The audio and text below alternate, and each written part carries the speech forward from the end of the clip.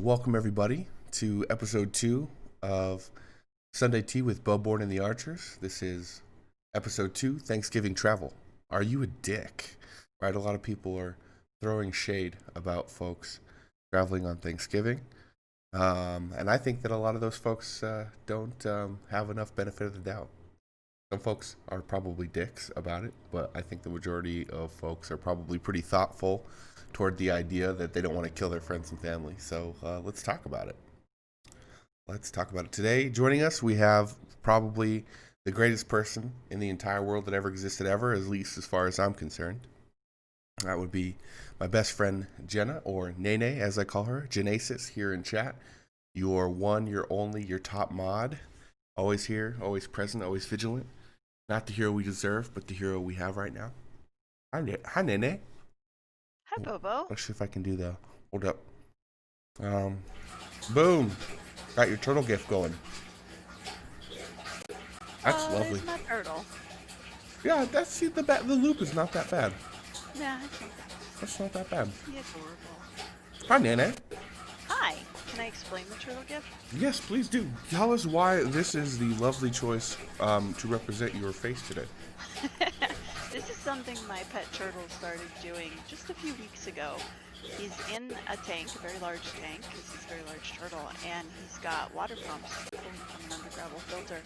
And he has figured out that if he knocks the pump over in just the right way, it'll churn up the water and create what I call a bubble waterfall that he and the goldfish can then play in. And this is him telling me about playing in this bubble waterfall. You can see just right at the end of the clip, his shell kind of pops up a little bit, and that's because he gets in the stream of the water. So when we say bubble waterfall, does this operate the way normal waterfalls do, or in opposite? No, I mean, what it's doing is the water is being pulled by the pump and shot up above the top of the water. Okay. And then circulating back down on the left side of the video. And so it shoots, does it shoot his shell down? Or it shoots his shell yeah, up? a little bit. Well, both. He's getting the on the left side his shell is coming down a little, and on the right side his shell is going up, and that's because he's getting caught in the swirl. Oh, I see. I see it. Okay, yeah, you're right there at the end. Yep. And the bubbles are happening because the water is being shot across the air at the top and then pushed down by the glass on the left side. Interesting. Okay.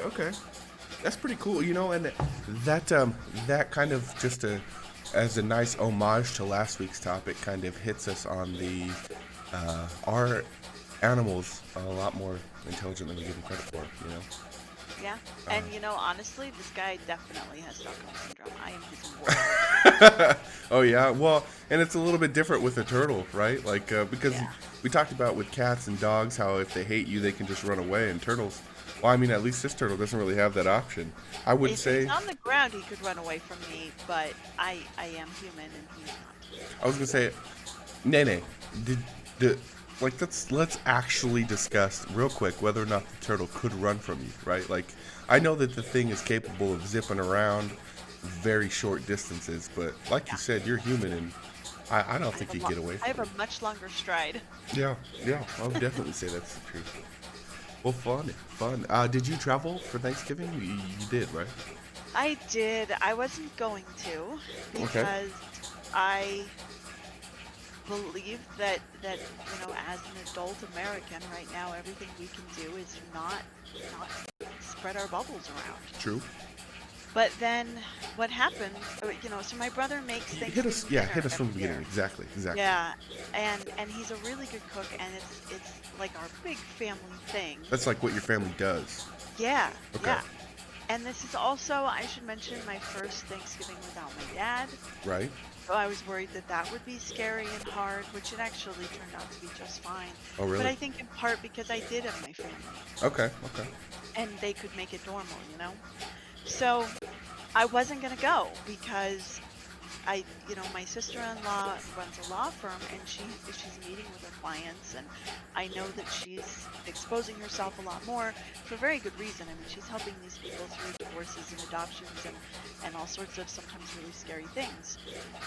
But I've been to her office because of estate stuff, and I know that, there's definitely some unmasking and stuff going on. So I was a little hesitant to just go for Thanksgiving dinner or something. There's no way to social distance a meal when somebody else has cooked it. So That's true. That's a good point. I wasn't gonna go. But then my brother texted me that afternoon and he was like, Wait, we're like Thanksgiving afternoon? Thanksgiving Day. Because Wow. they normally serve dinner at 6. Okay, And so we this gave you a actually, little bit of time to. yeah, we talked about it that afternoon. And also, I should note, his house is 20 minutes from mine, so Okay. it's not like I had to travel very far. True. True. But he texted me that afternoon and was like, "We're still holding dinner. At this point in time, it's just the two of us and his best friend, who actually I have, seen. He has been around to help my brother through some of the probate stuff. Okay. This friend actually drove my brother, his wife, and I up into the mountains to scatter the ashes this Oh, I summer. remember that. Okay. So like, out of the small people I have spent time with during COVID, this friend is one of them. Okay. And I also know that he works from home and is doing a good job of social distancing. But anyway, it was just going to be the three of them, and I was still invited. Of course, nice. I was invited, Of and course. I just really wanted to go. Okay.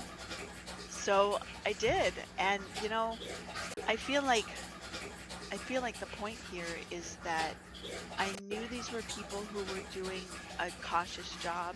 It wasn't like I went to a big family dinner. There were just 4 of us. I knew that they would take precautions beforehand, as do I. And I literally got in my car, drove to his house, and then afterwards drove home again. I didn't stop anywhere. I didn't, You can do like grocery shopping and stop by a pie or something, or. No, not even that. And my only contact outside the house, other than like a grocery store trip a couple times a month, has been to go to my family to deal with all the legal stuff. So I knew that my chances of exposure were fairly low, and I Right. knew theirs were too. Good. All right. Well, so and just to set a baseline, because we're going to circle back to this important question at the end of the episode. But do you think that do you think you're a dick for traveling? From my personal experience, and what I already know about you, not just who you are as a person, but more based on the situation that I just know of this situation. I don't think you're a dick. I think that you've taken every necessary precaution. Well, thank you. I do feel like we as a society need to do a better job of not possibly spreading a deadly disease. And I feel guilty for doing it. Okay. So you do feel like somewhat of a dick. Yeah, even though I did it as best I possibly could, I feel like we need to be doing a better job of not spreading when we don't have to. And this was definitely a don't have to. Okay, well, and this is, as shitty as it is to say, and I think that hopefully this will make sense as we continue through the episode, I think it's kind of a good thing that you at least feel a little guilty, because now we can unpack it, right? Yeah, it's true. It's true. Now we can go through and do the science. Now we can go through and do the research to see if you should feel like a dick. Yeah. Well, and I will be the first person to admit that when it comes to you and making mistakes, I'm not necessarily the most objective person. I'm 100% the bitchy, supportive best friend who will 100% run over somebody with their car for you, right? Like, so, so let's kind of let's dig into it a little bit. Why, let's dig into it a little bit. What are some of the things outside of generally speaking? We should do everything we can to reduce the travel. What are some of the things that you think were factors to you feeling like a dick here, right? Do you think that, I guess we'll start at the top. Do you think that this would have been a little bit less guilt-inducing had everybody had as little exposure as you have, for example? As somebody who, not to spill your tea, but, works at home, right? And even when you do have go into the office adventures in your job, has that been happening during COVID at all? You mentioned earlier No, that your exposure is fairly low. Let's dig into that a little bit more. What no. keeps your exposure so low? Well, I worked from home before all of this started, and my only going to the office was a once a month thing, and the last time I did that was January 3rd, Oh, so which you, is just mind-boggling whew, to me. it's almost been one whole year since you stepped Yeah, foot into your work office. yep. Wow. So because I work from home, because I play from home, I mean, I literally can go days where the only time I step outside is when I run to the mailbox, and even that doesn't happen every day. But then I do go to the grocery store. I know you are like all about delivery and everything, but No, I get picked up, but yeah, same yeah, concept, yeah. I don't know. I've like considered doing that, but I feel like I don't know well enough what I want to buy before I Oh, go into sure. the grocery store. That how do I get someone else to pick it for me, That's or at fair. least pick it off the shelf for me? Well, and I So, will say with the pickup thing, I have noticed a huge difference in my shopping trends in that when I go into the store to shop, I typically leave with a lot more than I intended on. mhm, Just because, having those options there in front of you and having the option to walk down that extra aisle and see something you might be missing definitely calls to me. I'm definitely one of those shoppers. And I will say that, so what I do is I do grocery pickup and I will order food on the app where basically just go on there and anything you can think of, obviously you can search it. But you take a peek, you put in your cart, you pay for it, you show up, you tell them, hey, I'm outside, and then you leave.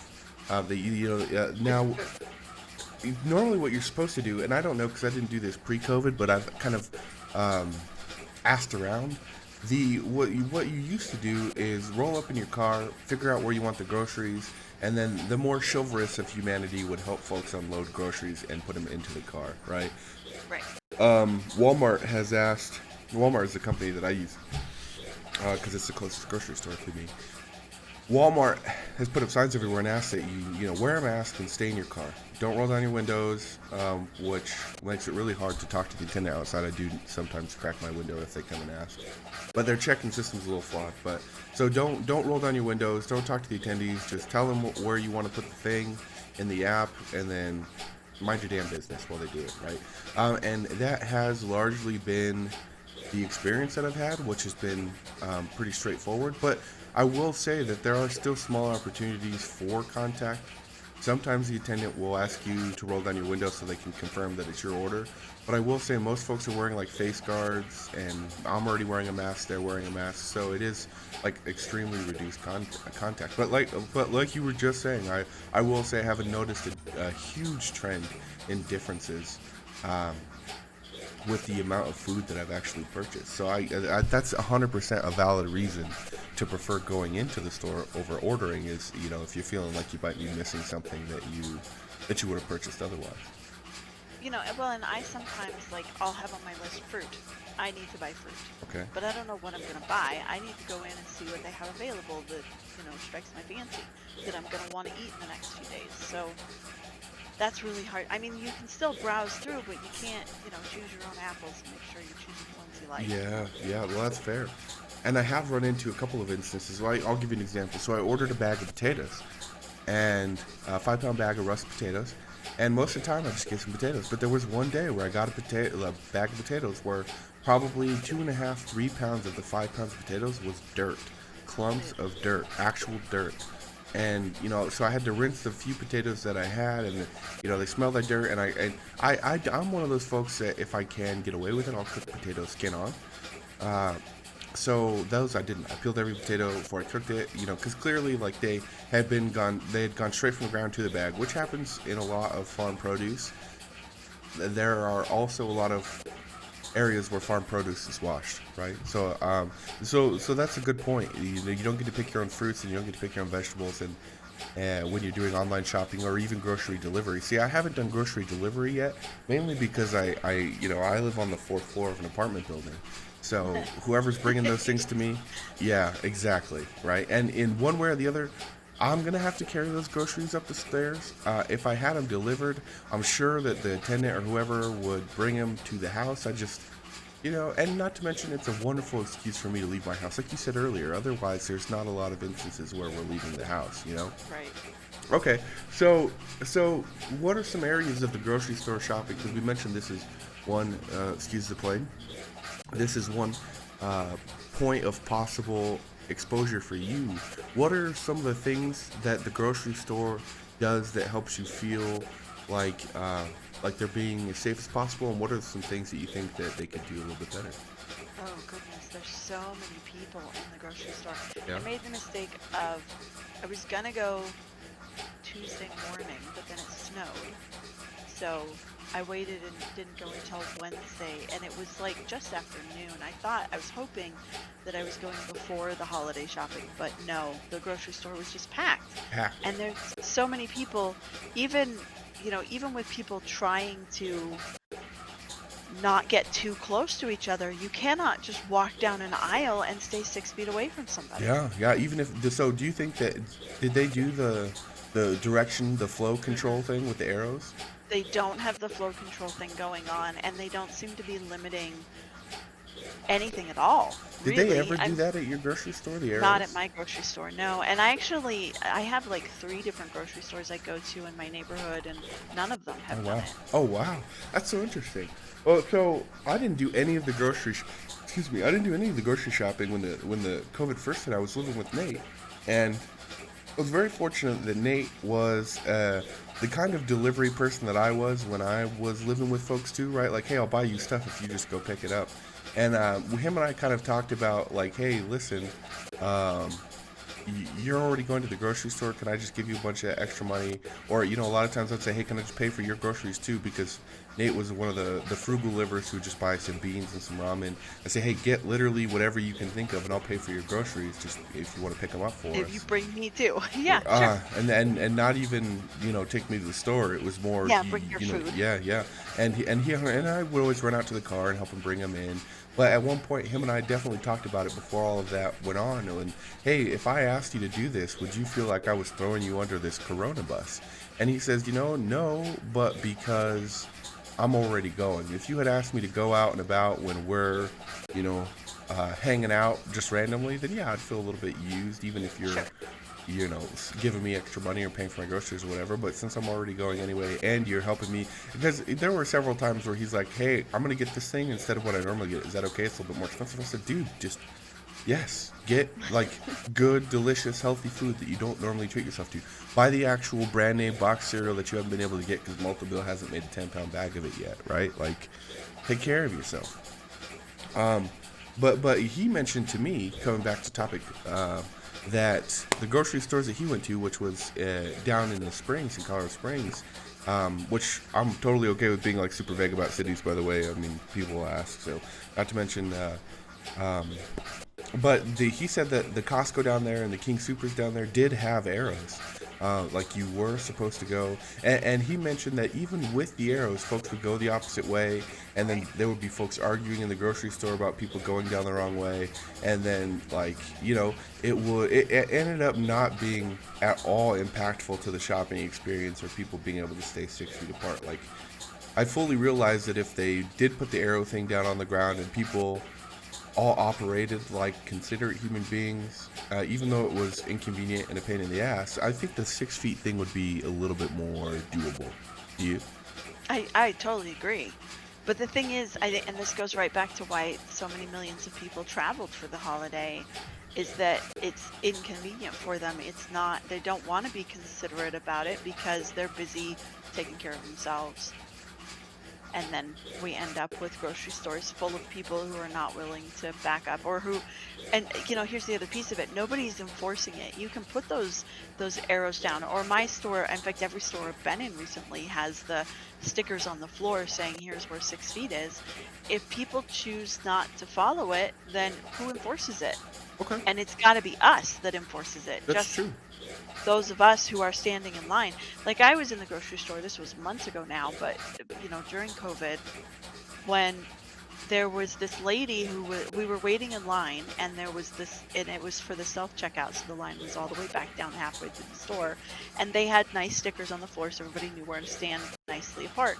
Well, this woman was ignoring the stickers and just walking right up behind this elderly lady. Yikes.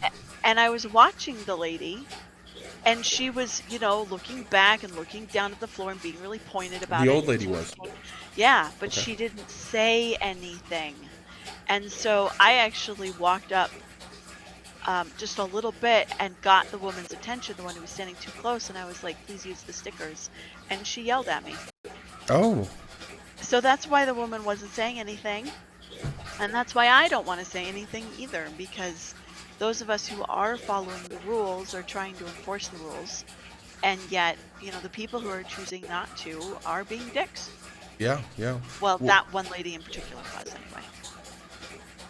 Well, and I will say that there seems to be, just before we continue figuring out whether or not you should feel like you're a dick. I think that there is definitely a clear line in the sand between folks who traveled and felt guilty about it and folks who just don't give a shit or think the virus is a hoax, or just a generalized group of people who just aren't taking this seriously yet, right? Yeah. Which lends to its entirely other socioeconomic ideology, which could be probably an entire other episode. Yeah. So if we're not able to enforce it, then who next? Who enforces it next? I would hope the store would. Okay. I don't know how they would. I mean, how many people do they need to actually hire in order to make sure that people are actually wearing their masks the way they're supposed to? And Yeah. I think when COVID first started, there was a bit of that where people were standing at store entrances, and I remember a viral video of a store person who was supposed to take somebody's temperature and then spray a hand sanitizer on their hands as they came in the store. And it got caught on video that she put the temperature thing up to the person's forehead, which was just fine. But then she put the spray disinfectant up to the woman's face and sprayed her mouth. I mean, that's terrible, right? I mean, it is horrible, but it was pretty funny. And of course, the woman who was doing the spraying felt absolutely horrible. You could tell by her body language. Sure. But Well, so she was they probably were doing that overworked, for a right? while. Yeah, no kidding. Although in the video, it wasn't like there was a whole lot of people. Oh yeah. Well, and I think that we should also question if folks are going to talk to you, one of the nicest, kindest, sweetest people that I fucking know, like you're an asshole for telling them to wear their mask. How are they going to treat store employees who are already treated as subpar humans, right? Yep. As who are already mistreated not only by their bosses but by their customers. I mean, and to further the point that you were already making, I saw a viral video where somebody asked a lady to pull up her mask, and she threatened to end her entire career, make sure she never worked in that town again. Right. Do you know who my husband is, or do you know who I am, or so I think that would probably make it pretty hard. Not to mention we have to ask if this company, how much extra money are they actually making? Are they actually able to hire those staff? Are they going to have to set aside money to play devil's advocate for the corporation here for just a second? Are they going to have to set aside an emergency fund to pay for hazard pay if it becomes state mandate, which I personally feel like, and this definitely links to the topic, I think that companies should be doing anyway without it actually being a state mandate. I think they should be paying their employees who are deemed essential, that extra hazard pay. Right. So the company is already worried about so many other things, let alone anything that might impact its books, such as legal action. I was going to use the fancy smart people word for that, but I forgot what it was. Is it litigation? Yeah. Yeah, really? Is that really what it is? I think so. That was the word that came to mind. First fucking try. You know what? I'm gonna take it to the screen. No, that was not your first try because you said legal action first. If you I meant, you would have used it from the first. Fair point. Okay, way to keep me honest. But I mainly meant when I said that out loud in my head, the first try you actually even attempted to say the big word. Because the first time that I tried the word. I decided not at all to try the big fancy word, right? Hey Zeus, good to see you, man. Welcome to the show. One of the things I notice in editing is that I need to take a breath between the sentence that I was on and talking to chat, so I can, like edit those in or add context or whatever to them. So, I forgot to add the chat window here. I should do that right now. But yeah, welcome to the show, Zeus. Zeus asked us in chat, Nene, how much are people really being put out by having to wear a mask? I mean, and that's a good question. That probably comes back down to what we talked about a little bit earlier in terms of people making small inconveniences to their life to keep people safe. But I think that we have to answer your question in two parts. One, how much are people actually being impacted by the mask physically and even mentally? We can talk about that. That's a real thing, right? And how impactful is it when you aren't actually wearing the mask? How helpful are they to be? Do you want to? What do you think, Nene? Do you think that people are physically limited or impacted by the mask? I think there's definitely some people in the world who are physically unable to wear the mask, but likely those people also have the sort of circumstances that make COVID especially dangerous. Okay. My grocery store has a message that plays every hour or so, I think. I don't know. I hear it every time I'm in there, so maybe it's more frequently, but it says basically everyone, and it lists, customers and employees and vendors, and it lists a bunch of categories of people, but everyone has to wear a mask. And then it says people who, I don't remember how they phrase it, but people who have a legitimate reason to not wear a mask should use our online shopping options instead. Yeah. So they don't Yeah. want you coming in if you're not willing to wear a mask. Okay, that's true. So if there are already, and that's not even to say, like, hey, I mean, that is definitely a gentle way to say, hey, we don't want you in our damn store if you're not going to wear a mask. Mm-hmm. But also, it is a really astute way to point out, hey, listen, if you're going to be impacted by not being able to breathe, maybe you shouldn't go to public where you can get lung disease, right? The one that kills you, right? Yeah, exactly. Yeah, that's a good point. That's a good point. And also, it puts the policy, it puts the store's policy out there, so it is, at least for people who are able to hear it, it's right there. And then the staff can stand on that policy if they need to. Yeah. But that goes back to my former point that I don't see the staff actually enforcing it. Sure. Well, and if you think about it, like asking the staff to enforce policies to customers who have already proven to be belligerent or rude, specifically, puts them in harm's way, directly and indirectly. Directly puts them in harm's ways because sometimes folks who behave like that are not necessarily the most rational and can sometimes become violent. And B, these folks usually not wearing their mask, yelling and spitting all over the place, are like possibly exposing this person who probably didn't sign up for this to that virus, right? Yeah, exactly. That's a good point. And we'll come back to the second part later.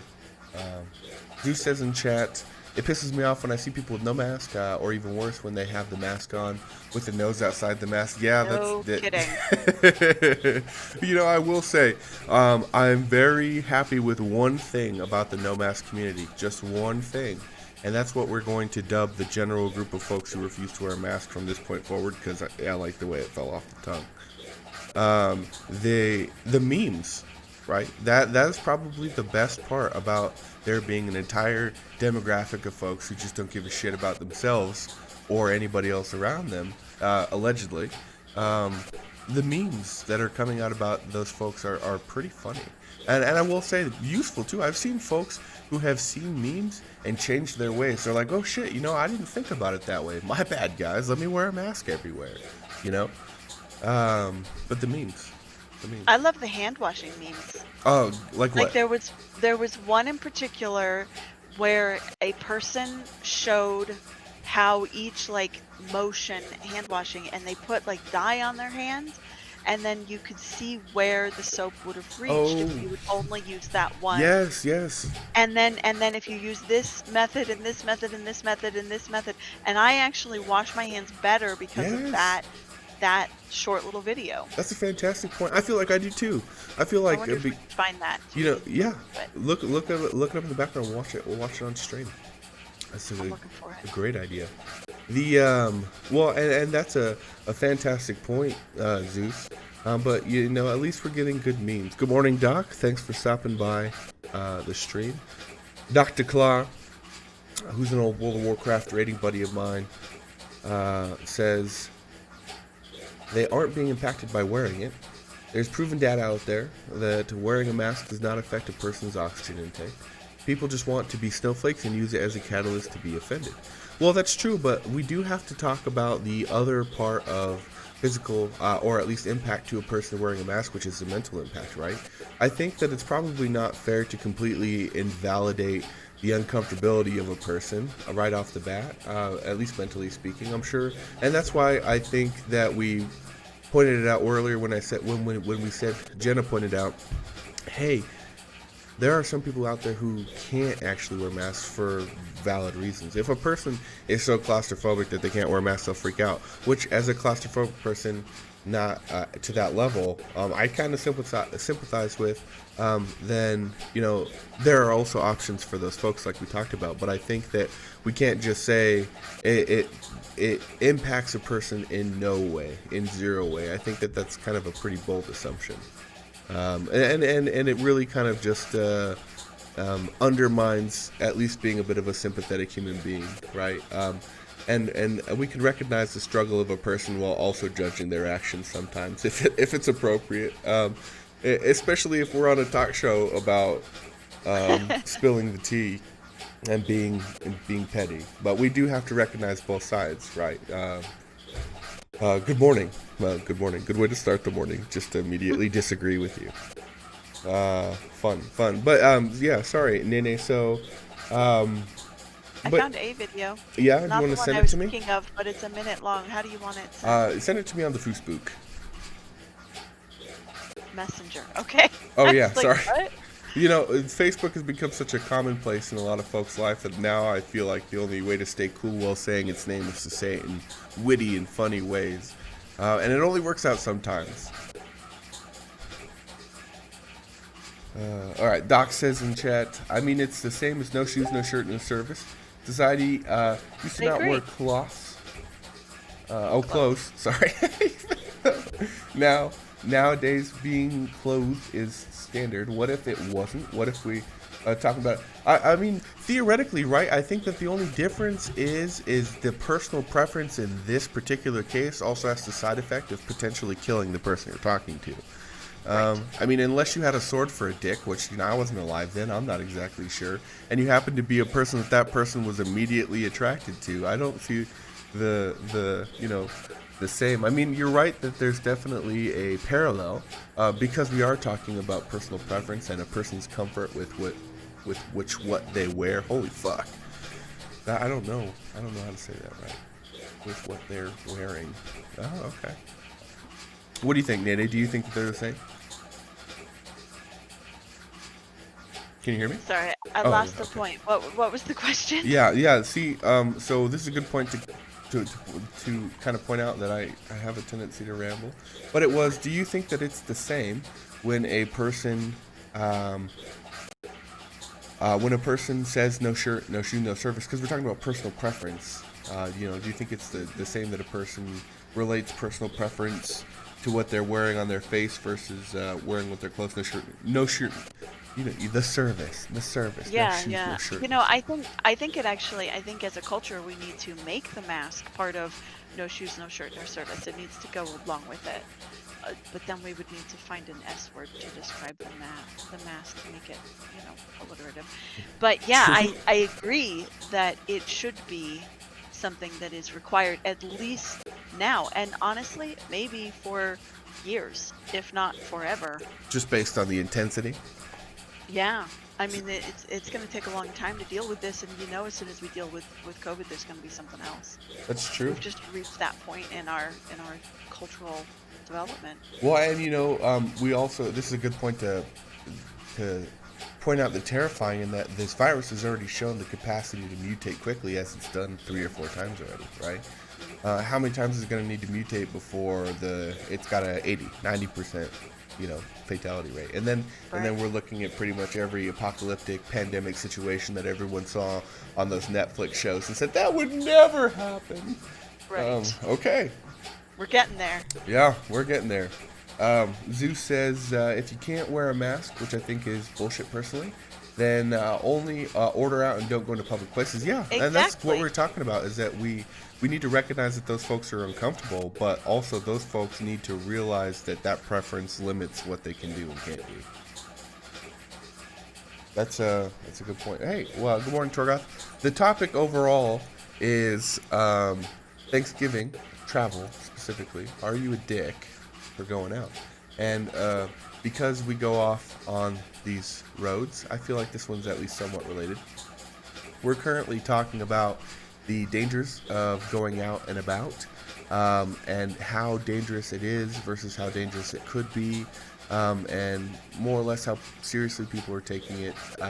We briefly touched on our Mass Effective, which, people have already been doing the research for us. If you care to know about that subject, like, it's the easiest information you could possibly ever find. They've even made, really, as we talked about earlier, really silly and fun memes that will break things down for you if you need the kindergarten version, like I also sometimes do. But then we decided that, clearly they're impactful, right? Like, we kind of grazed over it. I didn't confirm, but it seemed like we all agreed that masks work. Like, they do at least make a change, right? I just sent you a link to an image that nope, that was not a good link. Hold on, I'll try again. Thanks, Nene. But I'm assuming that the image does have something to say about, hey, look, like, this is why they do a thing. Copy image address. Okay, let's try this link. What a whiz. The expert. There we go. The expert in their prime right now. This is the kind of quick thinking and thoughtfulness, Nene, that makes you so fucking, like, good at what you do, right? You looked at the link and you're like, holy shit, that's way too long. And then in, like, what was that, 10 seconds? Like 15 seconds? You just fucking popped me out a new link. What the hell? It's not that hard. I mean, that's the point, is that it's not that hard for you, Nene. That's the whole point of what I'm saying. That's awesome. So, Goth, yeah, and I have absolutely no reason to not, to have a problem wearing the mask, but yet I feel like I can't breathe when I'm wearing a mask. And, I don't remember who it was said earlier, there's that, you can breathe through a cotton mask. I totally know that, but it doesn't mean I'm not gasping when I take it off. Right. So, well, I can't imagine as an asthmatic feeling that way, knowing that it might be an asthma attack.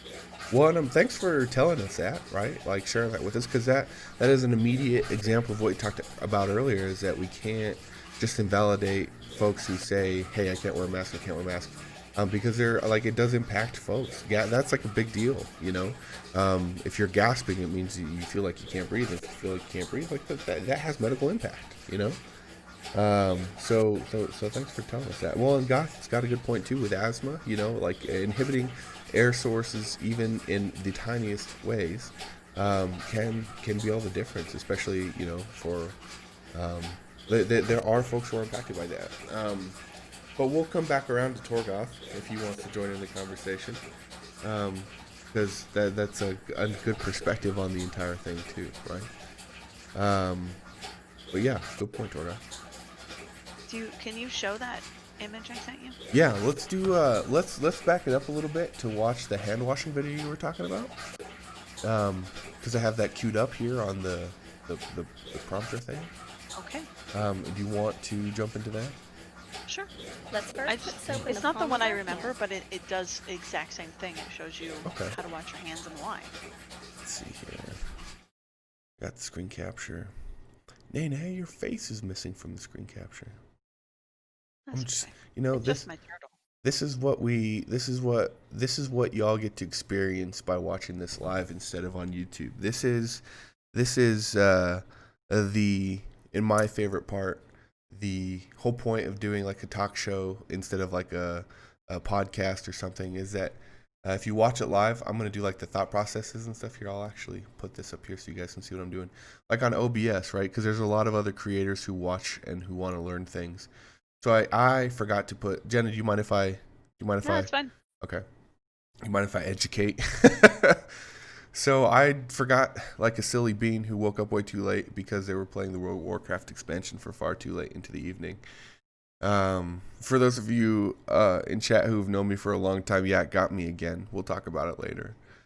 The the best way to add a scene into OBS here. Did I? See, this is where it gets really confusing if you lose a window in a window. Okay, so we have to come down here we're in the scene that we're in, right? We have to come down to the sources, and we're just going to add.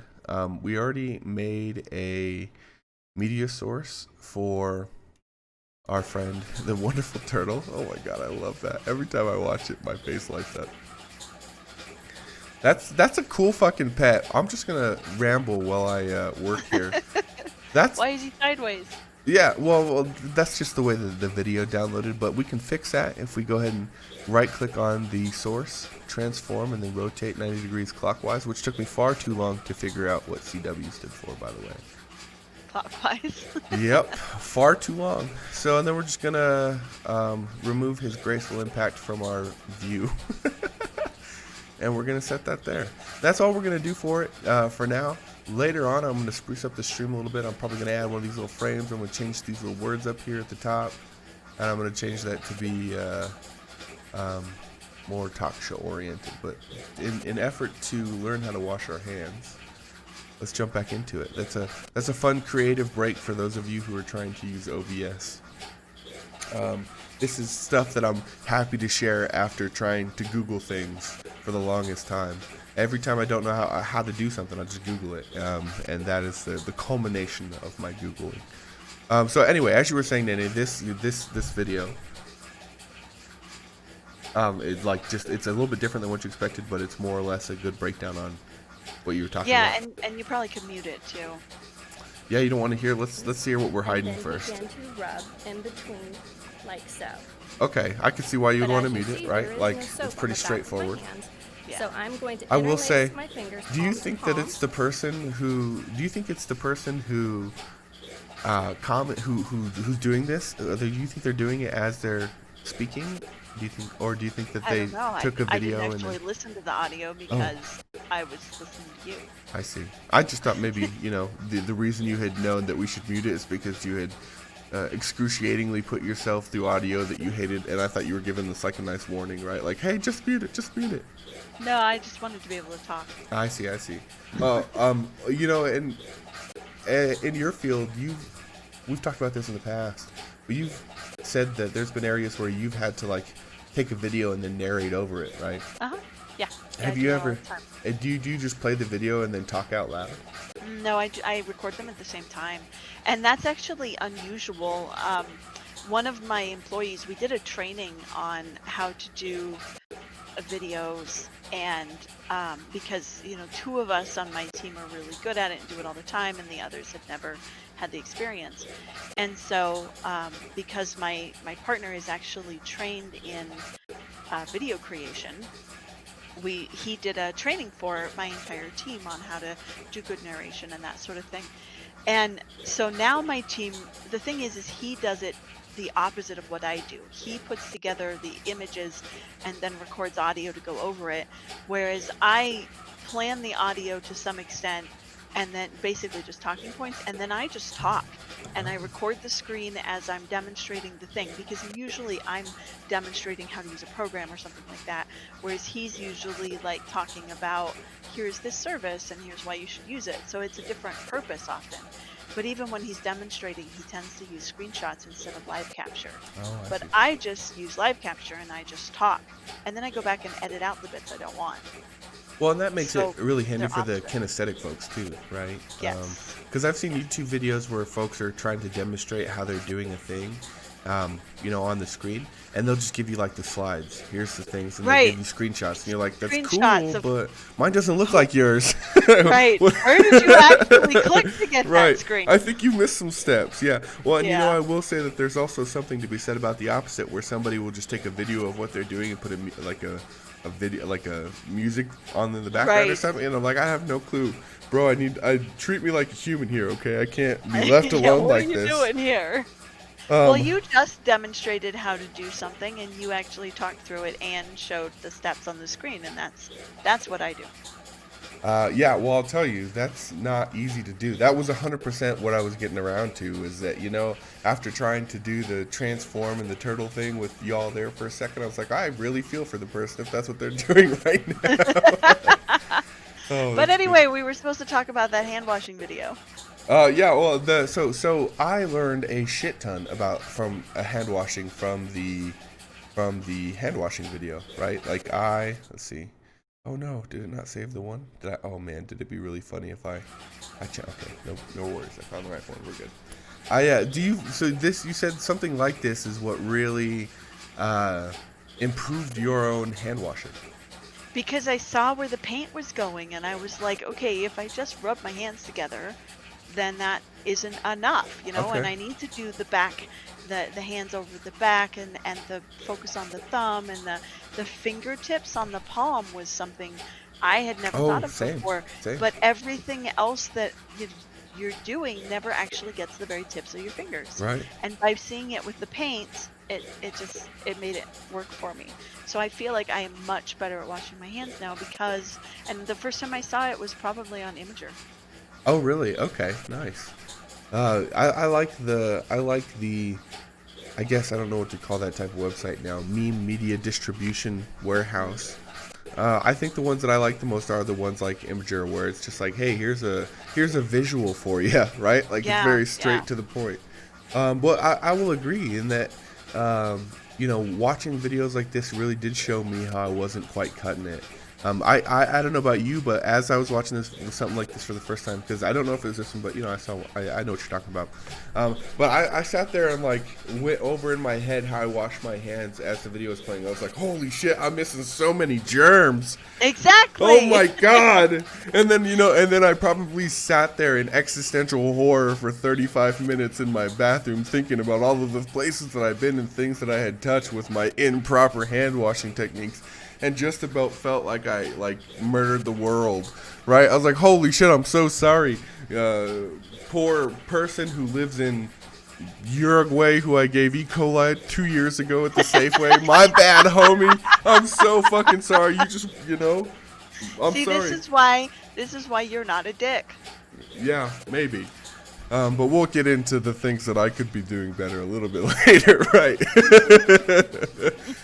Oh, that's funny. But yeah, no, that's a really good example of, how the memes or the media that's come out of this whole ordeal has kind of helped.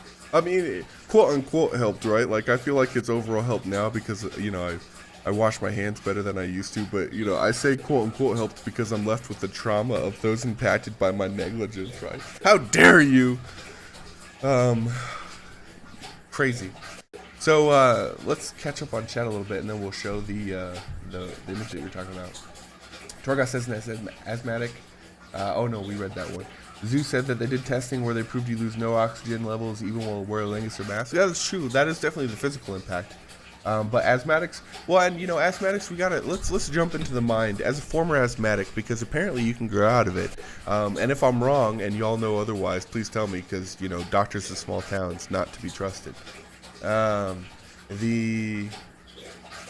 The asthmatic part of you in your brain never really goes away, even if you're, like Nene was saying earlier, right? She realizes that it doesn't impact you based on what the science says, but like mentally you still feel like you can't breathe, and when you're gasping like that, you can be impacted, right? Your blood pressure can rise, which depending on other conditions can be dangerous, and a various other array of medical effects if it can happen psychosomatically. That's like a whole ass thing, right? Yeah. But as a former asthmatic, when you spend enough time in your life wondering about if the breath that you're currently struggling to squeeze through is going to be the last one that you ever take for any amount of time, it kind of just sticks with you forever, right? So, not to spill some of Goss tea, but he's very allergic to a substance. I'm not going to tell you which. I would never give his enemies that kind of information freely. Nice try, spies. That substance, like, it will cause anaphylaxis, right? Like, if he doesn't get emergency medical attention, he'll fucking die. And on top of being an asthmatic, like, that kind of, it changes the way that you not only think about things, but the decisions that you make, not wanting to put yourself back into those situations, not wanting to leave, at least in your opinion, in your mind.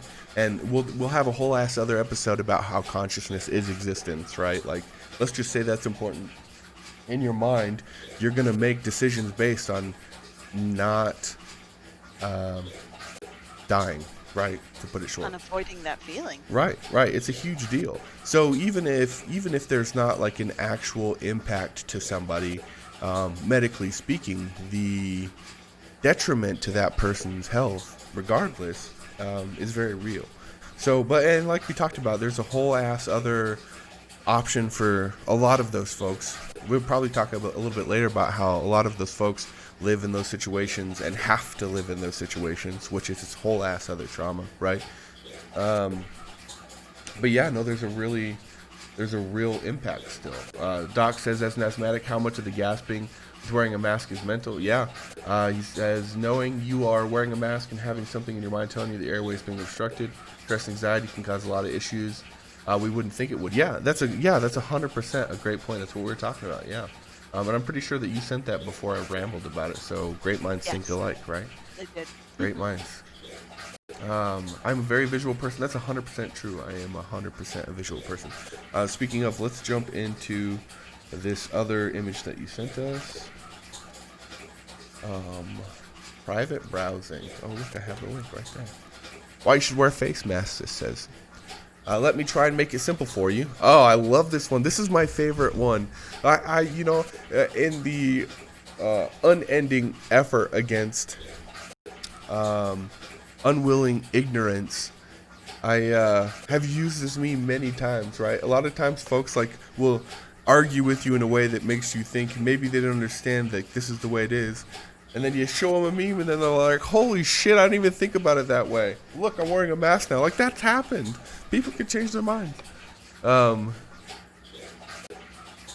Nene, this is a good one. So it says the urine test, if we all run around naked and someone pees on you, you get wet right away. Which, I mean, is sometimes true, right? This is a bold assumption, Nene. This is borderline body shaming, okay?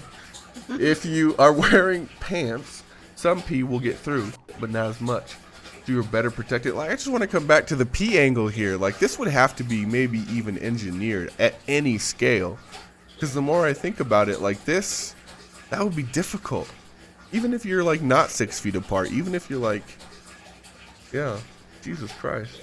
If you're wearing pants, some pee will get through, but not as much, so you're better protected. That's true. And then you just take off your peed on pants and jump in the shower. If the guy who pees is also wearing pants, the pee stays with him and you do not get wet. Yeah, that's true. That is a good point. Zeus, I also love this one. Nene, this is a fantastic example. Oh, well, and just another great testament of the media that this pandemic is producing. It's probably pretty shitty to talk about the bright sides of a pandemic while people are literally dying in buses, but you gotta stay positive. I watched a stream the other day about a person who was streaming from the hospital. This would be a good spot to be like sponsored by Verizon 5G, like they do literally everything else. If you guys have noticed, like, with Verizon 5G, you too could also live stream your coronavirus symptoms from the hospital. Bandwidth not be. Sorry, I got the mental image of that. I just gotta sit with it for a minute. Oh my god, $10. $10 is owed to me and Nene if that is a Super Bowl commercial. Okay, Just Even $10? yes, just $10. And if it is on Simpsons, South Park, Family Guy, or any of those other shows in the next 10 weeks, I'm gonna need to see a 20 bomb. Okay. That's gotta be that's gonna be a thing. I called it here. Thank God we're on the internet. Is this on? Is this live? You know, Dr. Claw brings up the point that I've actually been thinking. We haven't mentioned the mental health aspects of all of this. So this started with my, deciding to go to my brother's house 20 minutes away for Thanksgiving, even though I didn't think it was necessarily the right thing to do. And you have to balance. I had to balance my mental health because I have been alone for, other than grocery store trips.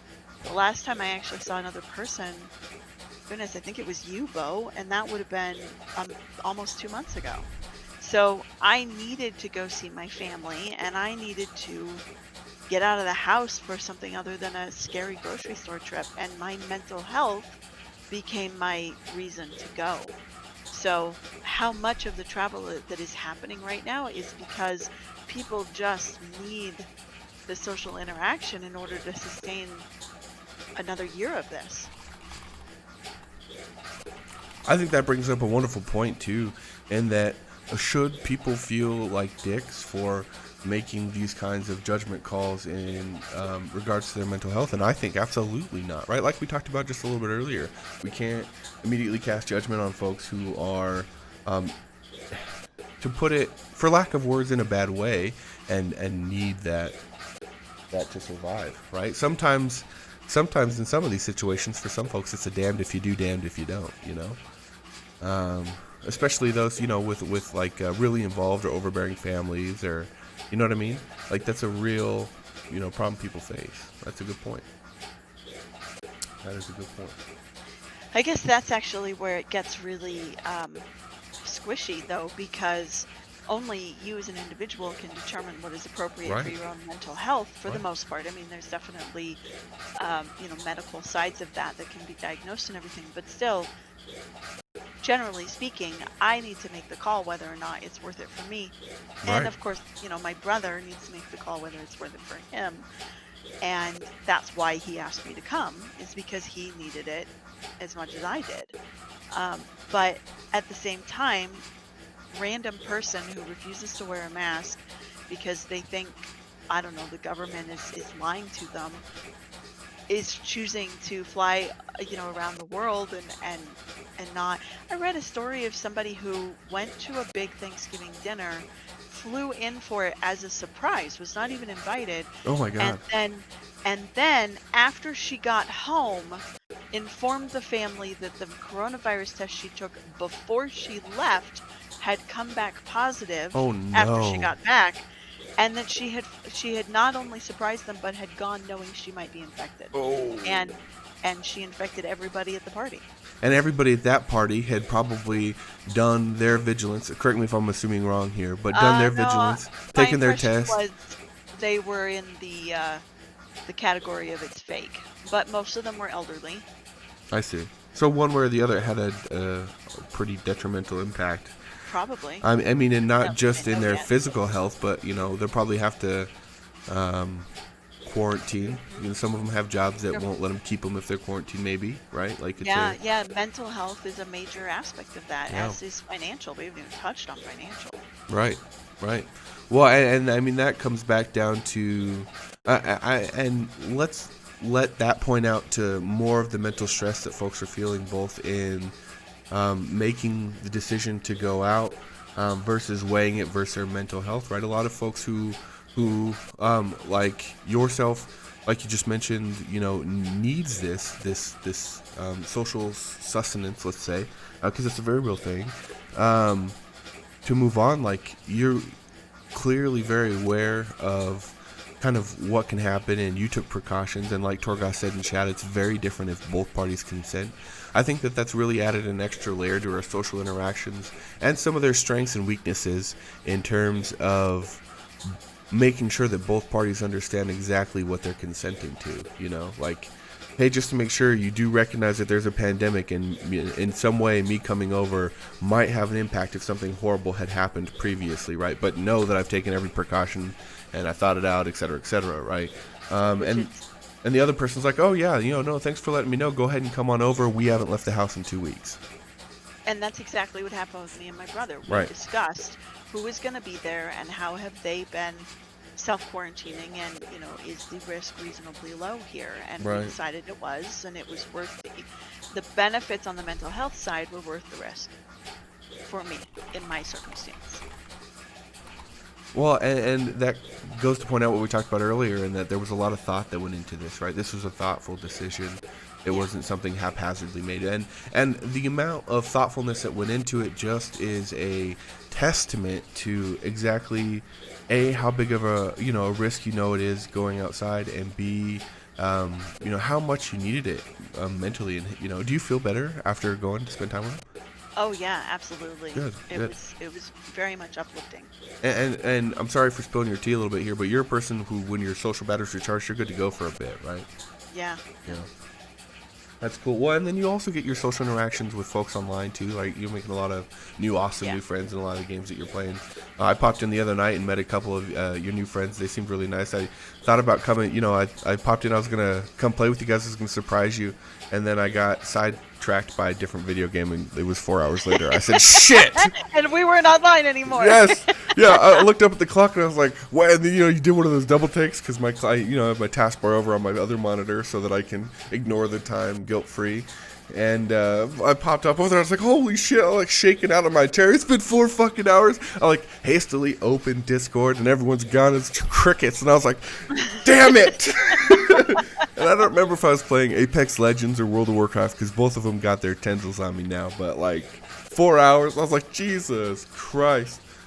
Yeah, no. Well, and not to come back to it because we got off on a little bit of I got off on a little bit of a tangent. Let's be honest. I've had a genius inspiration for what I think could be the make or break line for "Are you a dick for traveling?" versus "Are you not a dick for traveling?" You ready? It can be summed up into one word: Okay. thoughtfulness. Yeah.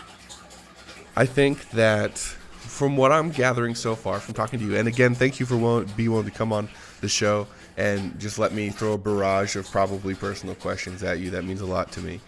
I think that if a person, at least in my very vague general caveman brain way of thinking, is if a person put thoughtfulness into their decision to travel, you're probably not a dick, right? Especially I want to put the underline on, especially if this was a necessary trip for your mental health, which is valid and important. It's 100%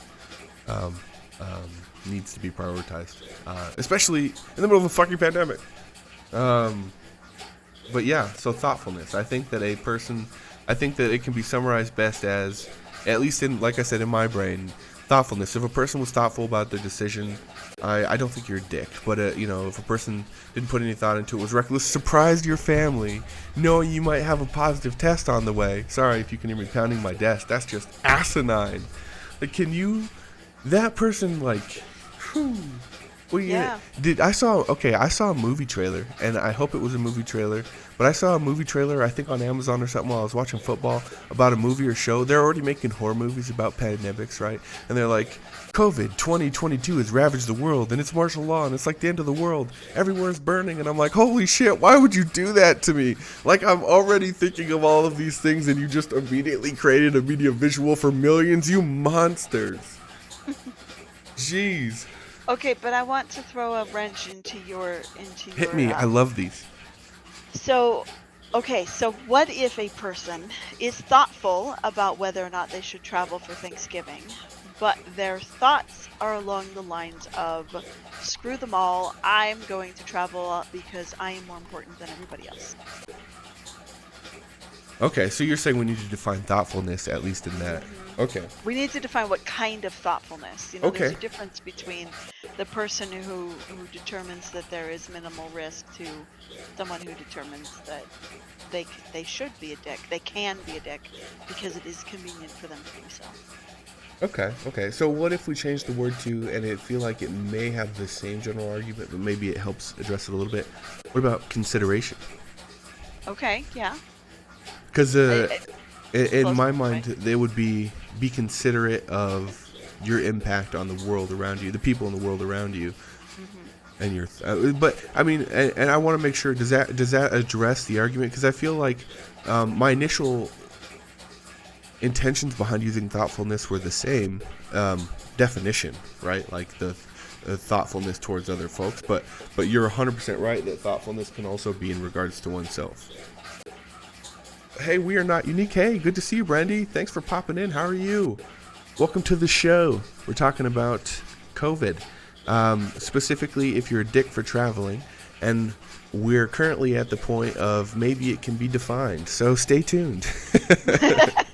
Okay, so go ahead and do a Google search for define considerate, Yeah, let's do because that. that's what you're saying, that it's actually thoughtful and considerate. Maybe that's what we're looking for, because you need to Considerate. take the time to actually think it through. But if you define considerate, I think that is what you're looking for. So we'll do thoughtfulness first because that's where we started. That was a genius idea. Good point. So the definition of thoughtfulness is given to careful thought. Oh, given to careful thought, right? So you're right. That's pretty general, you know. Yeah, you And can be in fact, thoughtful about anything. so this one says reflective. Every thoughtful person should read this article. Interesting. So yeah, it could just be a purely intellectual thing. Well, and I don't know about you, but like we've seen plenty of media examples of characters who would perform this way to give us an idea of what they're talking about, right? Like that mad scientist in D&D who doesn't really give any shits about anything other than what they're trying to learn or achieve. You know what I mean? Yeah, that's a very good point. And that's very vague. So let's look at considerate then.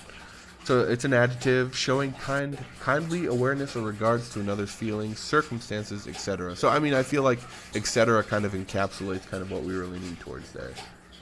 Well, I like the careful not to cause inconvenience or hurt others. Yes. And I think we want people to be thoughtful about it, but we also want people to be considerate about it. And you really need both in order to avoid being a dick. Ooh. That's a really good idea. So we can make like check boxes, right? Were you thoughtful about it? Check. Were you considerate about it? Check. I feel like because of the universe's rule of 3, we need one more. I was just thinking there's got to be something else. I don't know. Chat, what do you Thanks, think? Nikola Tesla.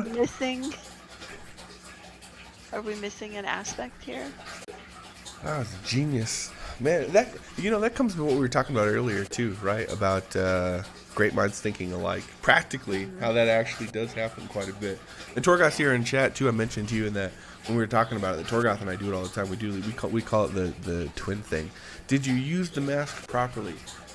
Zeus, what part of that do you feel like does not fit into thoughtfulness or consideration? Because again, by the rule of 3s, I feel like we're gonna need. Oh my God, I have a fun word game that I just thought of. Maybe I stole it. I don't know.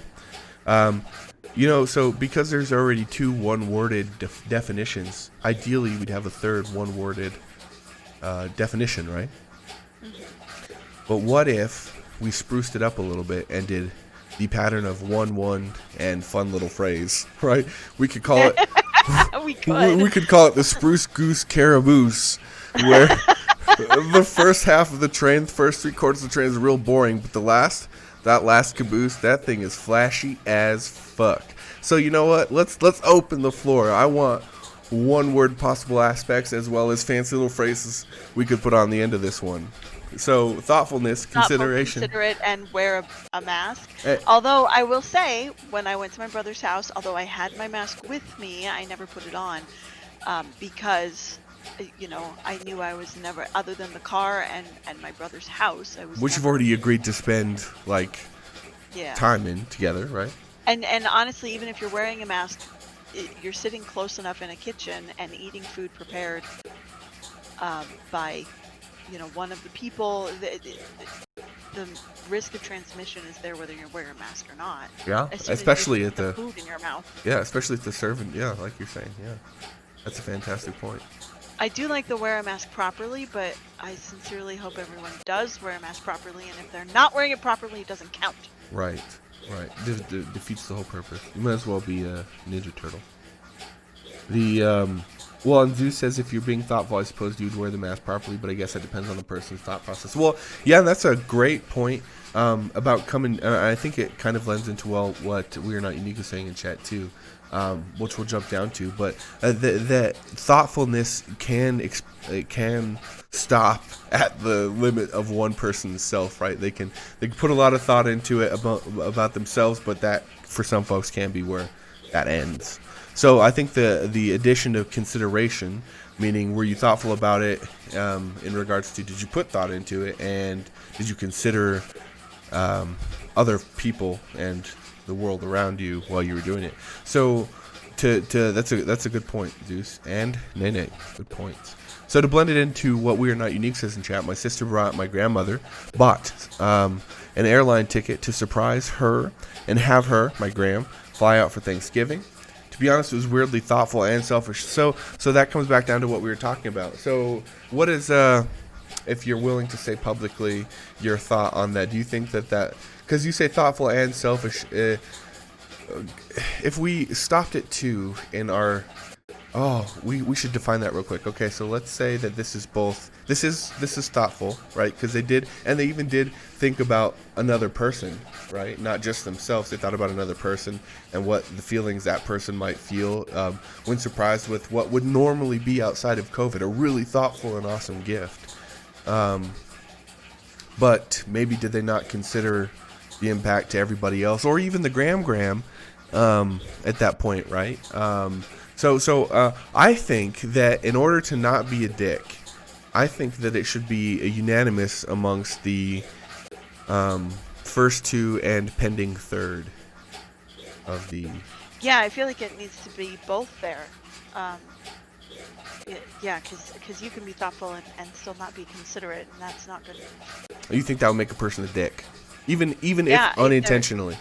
If they're not, actually, you know what? I think it's not the thoughtfulness, it's the lack of considerate that makes someone a dick. Okay, so you think that you could not check all impending 3 of these and still not be a dick as long as you check one of them? No, I think you would be a dick if you were not considerate. I don't think the thoughtful even comes into it, because there are plenty of times where someone does something without thinking it through, because that happens, right? And because we're of impulsive. That, they are I stayed dick, up till 4 playing WoW. Even if they didn't mean to hurt someone else, they can still do so. And so it is by taking the time to be considerate that really makes you not a dick. Okay, so you're saying that consideration must be checked to not be a dick. That one is important. Yes. That one is vital. Because it's also possible to not be a dick without thinking about it. Yeah, that's true. Well, and unintentionally being a dick, as any probably straight white male will tell you these days, right? Like, are bad. Thanks, Disney. Unique, did your grandmother come?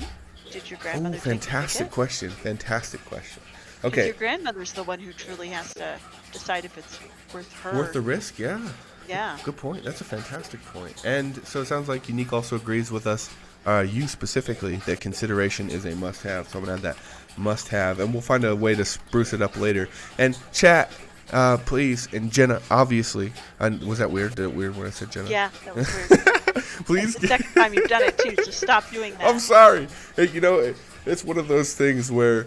I know you try to use their username as their username instead of the name you know them by. Yeah, it's not always easy. The we need to keep in mind of what our third criteria, or what did you call it earlier? Aspect. I love the word aspect. That's what we're gonna call them. What our third aspect is gonna be, and it must be a encapsulating and captivating one-word summary or a very flashy little fun catchphrase. One or the other. And we're here. We have the perfect person here to help us with that. Heroes here. So we're going to have an extra set of creative hands here with us. I have a catchphrase. Oh my God, send it. What is it? It's just follow Will Wheaton's law. Thoughtfulness, consideration, follow Will Wheaton's law, probably question mark, right? Yeah. Oh yeah. So Just should put that forth. Now you have to define Will Wheaton's law, because that's a geek reference. Will Wheaton's, or should we leave it up to the geeks to Google it? Well, don't we want to talk about it? Yeah, I mean we can. Yeah. Honestly, the best geeks are going to get the reference without having to. Well, this is the tea edition of the stream, and it is supposed to really include spicy hot takes, and mine will be, I did not immediately recognize it when you brought it up. Even though it's in your title? What? Will Wheaton's law is don't be a dick. Really? Yeah. That's hilarious. That's it. Don't be a dick. I mean, honestly, that makes it even funnier. Yeah. But yeah, no, it's a spicy hot take. I didn't recognize it. Well, at least I'm a better nerd. Thanks, Nene. You've helped one more nerd be nerdier. Their nerdiness. Okay, good. I have taught, and maybe somebody else in the chat didn't already know it. Clearly, Goth and Hero did. Okay, so question. I want to throw a wrench in yours. Okay. Isn't the point of the 3, including the funny phrase, to ask, "Are you being a dick?" So like, wouldn't this be? So wouldn't that be like putting a bag of holding in a bag of holding? Inception. So let's talk about the why this would fit well, because do you feel like this would add a really good element to let a person's subjectivity influence their decision? Like in a good way, right? Like, yeah, I mean it could, and I mean it would also like explain the intent of why you need to be thoughtful and considerate, is that you need to do so that you choose not to be a dick. Okay, that's a good point. I gotta put the notepad on the other screen. Yeah, Hero, we also feel it is important. It should fall under the rule of 3, but we can't come up with a third word. And so we're trying to do what we've called and by we I exorbitantly mean me, the Spruce Goose Caraboose, where you can have 2 really like encapsulating strong words, and then the third usually would be a third, because like you said, the rule of 3, that's 100% what we said. See, look, great minds again, like we were talking about.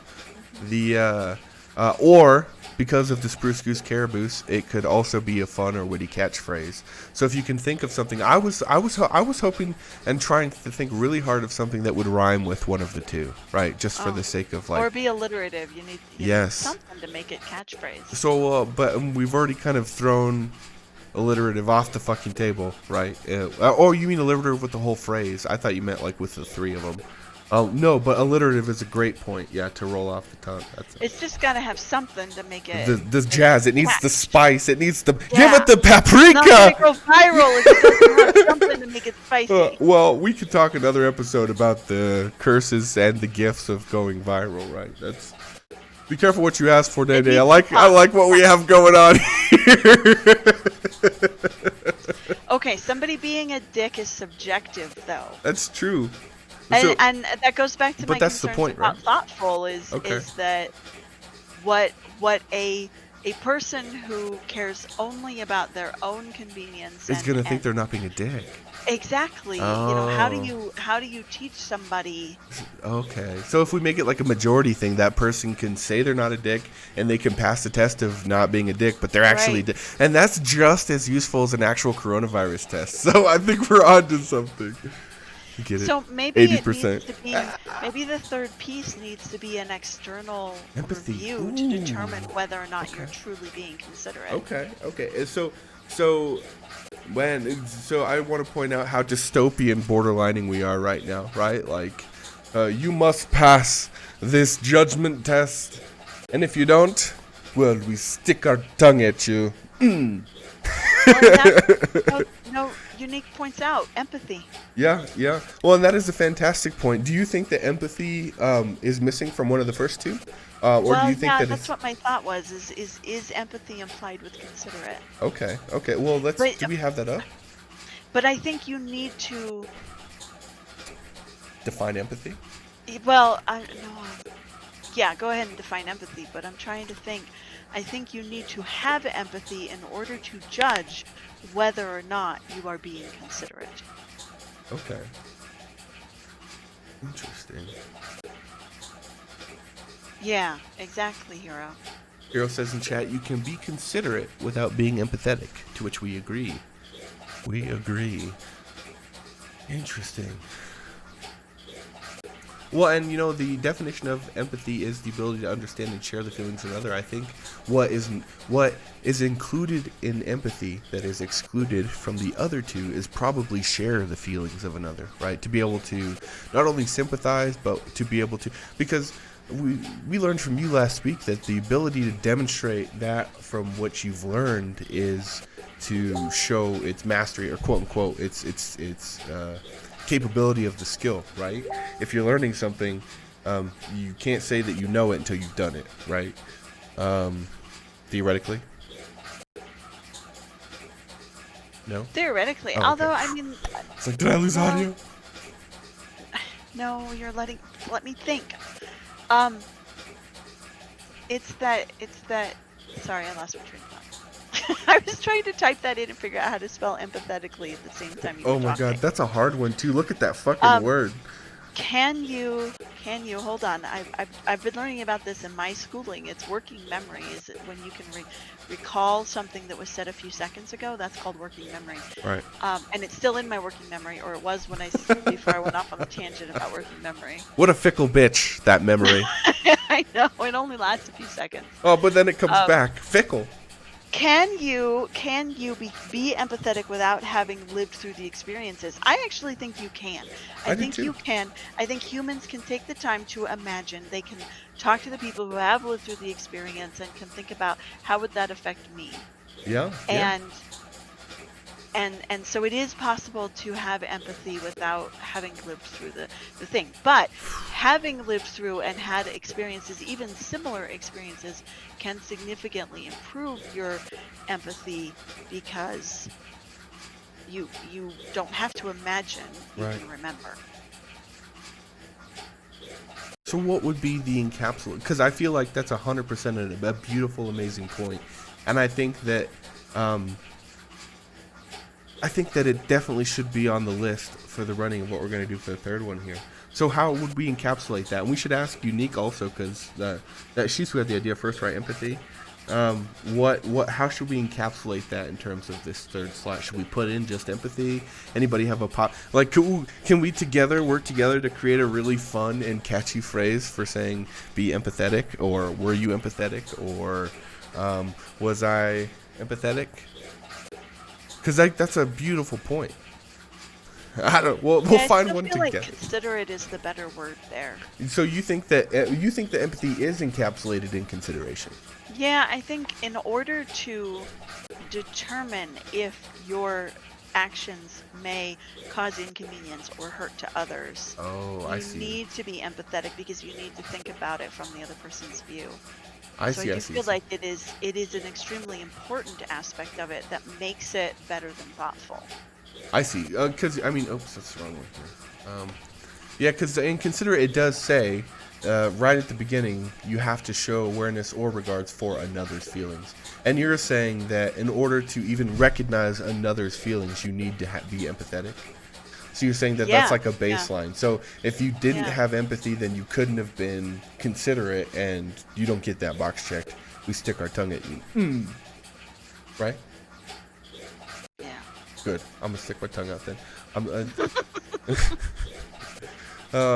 Well, this is cool too. And, I hope that at least this is going to help me, create a baseline, right, for any decision making that I'm going to go through for the next, I don't know, foreseeable fucking future. Do I check these boxes? If I check these boxes, sure, I'll go. I mean, I think that's just being about, being a considerate human being and caring about your fellow man. It kind of, here's more Considerception? Yeah, there you go. But here's more topics, things like people are talking about free college or free healthcare or that sort of stuff. And being considerate and empathetic means that you're willing for your tax dollars to go to somebody else's benefit because it benefits society as a whole. And that actually brings me back around to my entire feeling about whole of COVID. I think it's important for people to self-quarantine and to wear masks and to use social distancing and to be considerate and thoughtful and empathetic because as a whole, and this is a worldwide culture, needs everyone to do that in order to get through this, or it's just going to be so much worse. True. Well, Which and is why we're seeing spikes after true, Thanksgiving weekend and true. after school started, Well, because people weren't doing that. I'm really scared of what Christmas is gonna look like, if I'm being honest Oh, with you. it's going to be worse than Thanksgiving. I'm a bit terrified. Well, I just mean in terms of like, just to give a quick story idea of where my head's at. I made what I thought to be a thoughtful and considerate so far comment on somebody's TikTok the other day, because they were saying, I live in Boulder County, and basically just saying, the governor is really ruining the economy because he's shutting things down and going to cause people to lose their jobs and stuff. To which I basically commented something along the lines of, and don't worry, I typed and retyped it to edit out bitchiness for about 40 minutes until I finally reduced it to, hey, I think your anger might be a little misguided because the governor's just trying to keep you alive, right? I think you should be mad that we haven't had a stimulus yet. And what I mean when I say that is I think that they could spend more time figuring out who would be more or less. And get this, we employ armies of data scientists who would be able to tell you this information. Who is most detrimentally impacted financially, which we shelved earlier, and we'll come back to here pretty soon, and help boost them up. But the reply to my comments were all full of like, the government's not going to hold your hand, kid, grow up, right? Like, all right, bro, like I wasn't talking about me. I wasn't, like I was talking about anyone who needs it. Like, so like to bring back what we're talking about here, I think that like that's a really good point in terms of what you were saying, and I did write that down. That is going to be a topic idea in terms of like we're going to come up with a catchy phrase for why socialism, quote unquote, or at least it's very propagandized. How do you say that? Propaganda. It's very manipulated to be propaganda version is being used as a weapon, right? Like that's a whole ass other episode. That's a great idea. Did I get that right? Yeah. Okay. I'll weird Here's little a side thought. tangent. Hit me. Other side tangent. Ooh, I love Thanksgiving is a uniquely American holiday. Okay. But Christmas is not uniquely American. Christmas Oh shit! I didn't is, even think and about I'm wondering what that. Oh my percentage of the god. world does Christmas. So America, which admittedly is not in a great place to start with, Right. thanks to the lack of True. of federal assistance for the country. America celebrated this holiday, and look at the spikes that are already happening. But how much of the world celebrates Christmas, and are we going to see a worldwide spread around Christmas rather than just an American spread? That's a good question, and I think that first we have to define, at least ponder, what the difference is between the two communities, right? Because Americans, or at least the United States, if we're going to talk at this kind of scale, if we're going to scale up, has shown to be not as, if at all, capable of handling this whole thing, generally speaking, right? Like we're not doing so hot in terms of making sure that this thing isn't destroying our country. Right. And there are other countries out there who are doing a good job, right? For instance, Australia. New Zealand. Yes, we have friends in Australia, and they're constantly talking about they're going to movies and they're partying. And I'm like, how the fuck are you even doing that? How is that something that you're able to go out and do, you reckless bastards? And then I thought, well, they don't have any viruses there. Like, it's fine. They're doing fine. And they all did exactly what you said earlier. They all gave a shit. They all inconvenienced themselves briefly, relatively speaking, and got the results. So do you think that, to bring it all back, do you think that because Thanksgiving is a uniquely American thing, that it's going to be a uniquely American spike in COVID cases? Or do you think that the rest of the world is going to also see it? I can't see how the rest of the world would, because they didn't have a holiday. True. Well, right, but to coming back to the USA being goofballs thing, we're kind of like front and stage for the world in terms of comedic relief, right? Like we're the country that the rest of the world like feels better about not living in. Man, it sucks that we're quarantined at home, but at least we don't live in America. I've heard that. So I will say there's a gigantic population of Australian players, probably I would say oceanic players in general, on the Apex Legends servers. And I will tell you, because I gab, Nene. I gab. Really? And, yeah, I mean new people, and I jump into pools and rescue napkins and shit like that, right? Like That's true, you do. I'd forgotten about that. How dare you? That was really funny, though. That family, they were just like looking at you like, what are you doing in the pool? And you were like, napkin fell in. Oh my god, that was hysterical. We're gonna come back to that so everybody else can have No, the go context. ahead. That was the side. What was I talking about? It left me because Hero makes a good point. Actually, we've got a bunch of good points in chat. You should catch up with chat. Okay, let's catch up to chat. That's a good spot to circle back around. Let's hope other countries are taking it better, says Torgoth. We agree. Yeah. Right. Hopefully the rest of the world sees how fucked up, how we fucked up. Oh yeah, Torgoth reminded us what we were talking about. And that is the rest of the world learning from our example because we're kind of the laughing stock of the world, right? Like. And could we, as human beings, look at what the countries where things are going better are doing and decide to use those methods ourselves? Right. Well, and a lot of people are really hopeful for this administration shift, especially in regards to the virus and how they feel like things are going to be handled. So that's a really good point. Yeah. That's a fantastic point. Unique says, and I hope it's okay that I've shortened your name. Let me know if it's not, and we'll not. I think it will go up for all, but much more significantly in the USA. Yeah, that's well, and that comes back down to, are we going to be capable of learning from? I mean, really, what is our own mistakes at this point? Hero says, I think it will spike in the U.S. after Thanksgiving. However, it is also one of the busiest days for travel. So if they're going to travel outside the country, they're going to take it with them. Well, that's true. Yeah. And we got to talk about the, I guess, unspoken elephant in the room is that folks who are traveling not commercially, who just also happen to coincide with the not considerate crowd, right? Like folks have these jets and go wherever they want and don't have to worry about. Although, did you hear about that family from here in Colorado, Highlands Ranch? I think they got turned away in Italy. Like they straight got like the fucking 21 days later on the fucking tarmac and then sent back. Yeah. They like put him in kept him on the plane. They didn't let him get out, and when they landed and they tried to get out, like they held them all there at fucking gunpoint. I mean, I'm assuming this part, right? I didn't actually read the article, but this is what's going on in my head. I just read the headline. Yeah, this is what I've learned. So they kicked open the door and they held them all there at gunpoint, and they're like, "No, Americans, you get back on your fucking plane." And the Americans are like, "No, we don't want to. We've come from Highlands Ranch." And the and so then like a huge argument ensued, and finally the folks on this airport tarmac were able to convince these people to go back, but they still in my head, like locked them on the plane and like put a big tent over it, and then like put a hazmat suit on to go and refuel the plane, and then like wiped down all of the pumps and everything, and then like evacuated the entire airport and quarantined for like 500 miles around the airport. Right. Okay, I actually found the article. Wait. But the finale. As soon as the airplane had left the airport, they had a crop duster plane fly over a 500-mile circumference with Lysol.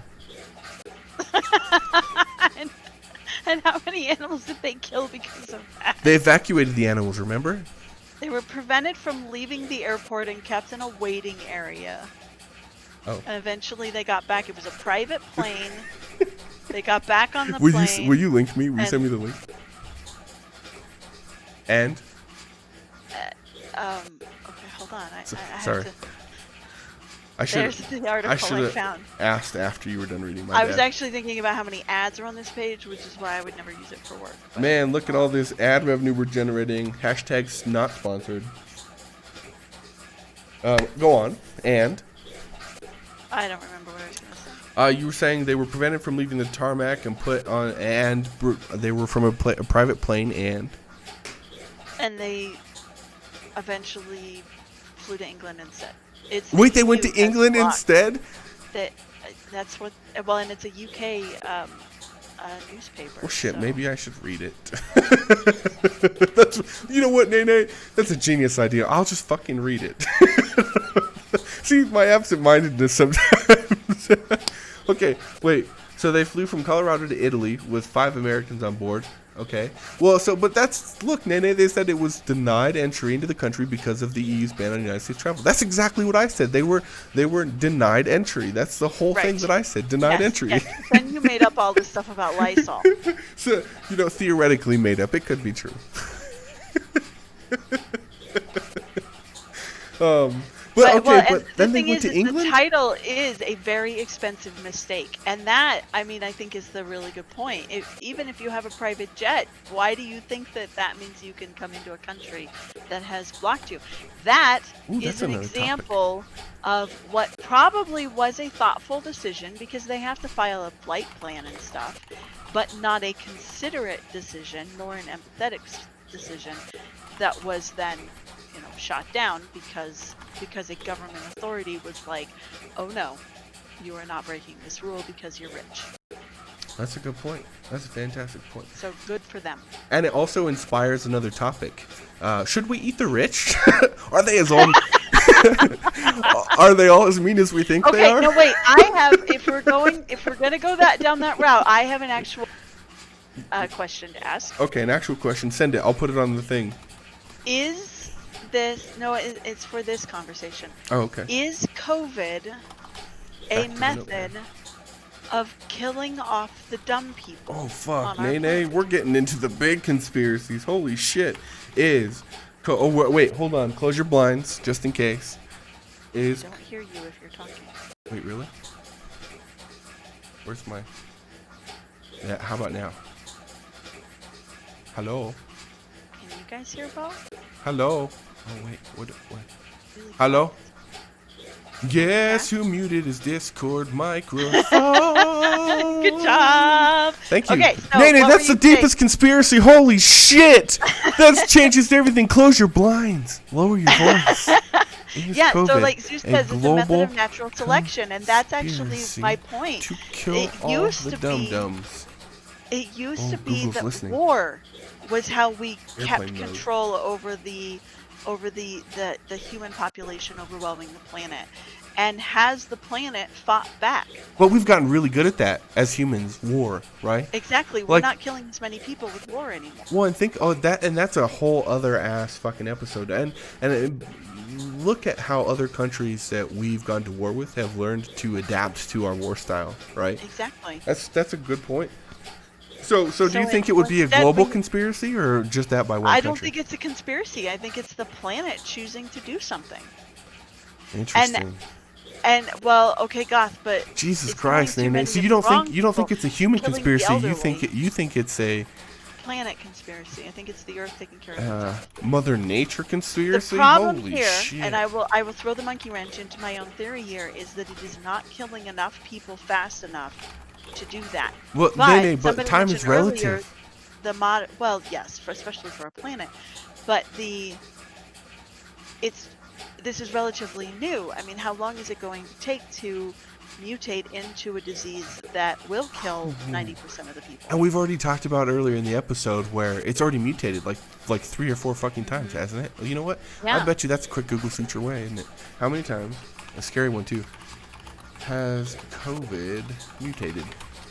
Yeah, thinning the herd. That's exactly right. Oh, holy fuck. Okay, everybody buckle in.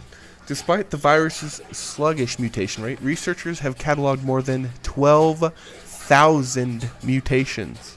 Wow. 12,000. In how much time? And let's talk about how probability works. How it's not, if it mutates 100 times, it's guaranteed to be a thing. It's every time it mutates, it's a 1 in X amount of chance that it's going to be one that kills us immediately, right? Like that's a shit ton.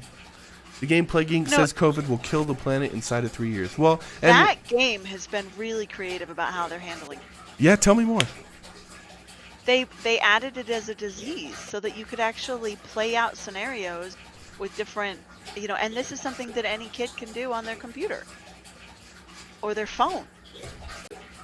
so people like us, non-scientific people can actually test out different theories and see how it affects of the disease and the spread of it. And it's things like you legitimately have to close down air travel and other travel Like, you have to and make close these borders. decisions that these countries should be making.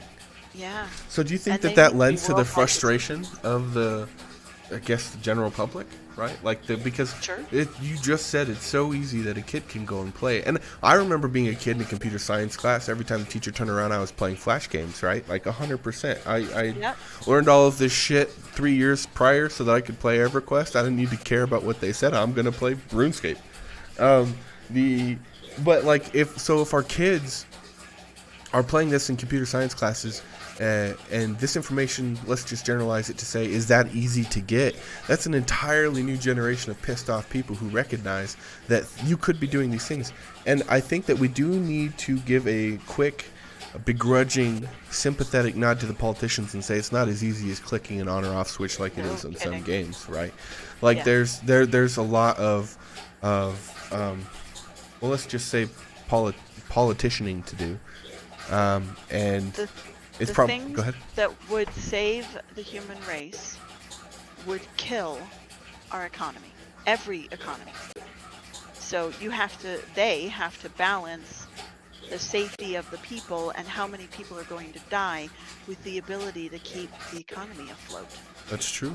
Well, and we got to talk about if it's a Mother Nature decision, right? If this is a Mother Nature conspiracy, which, by the way, is a fantastic plot for a video game.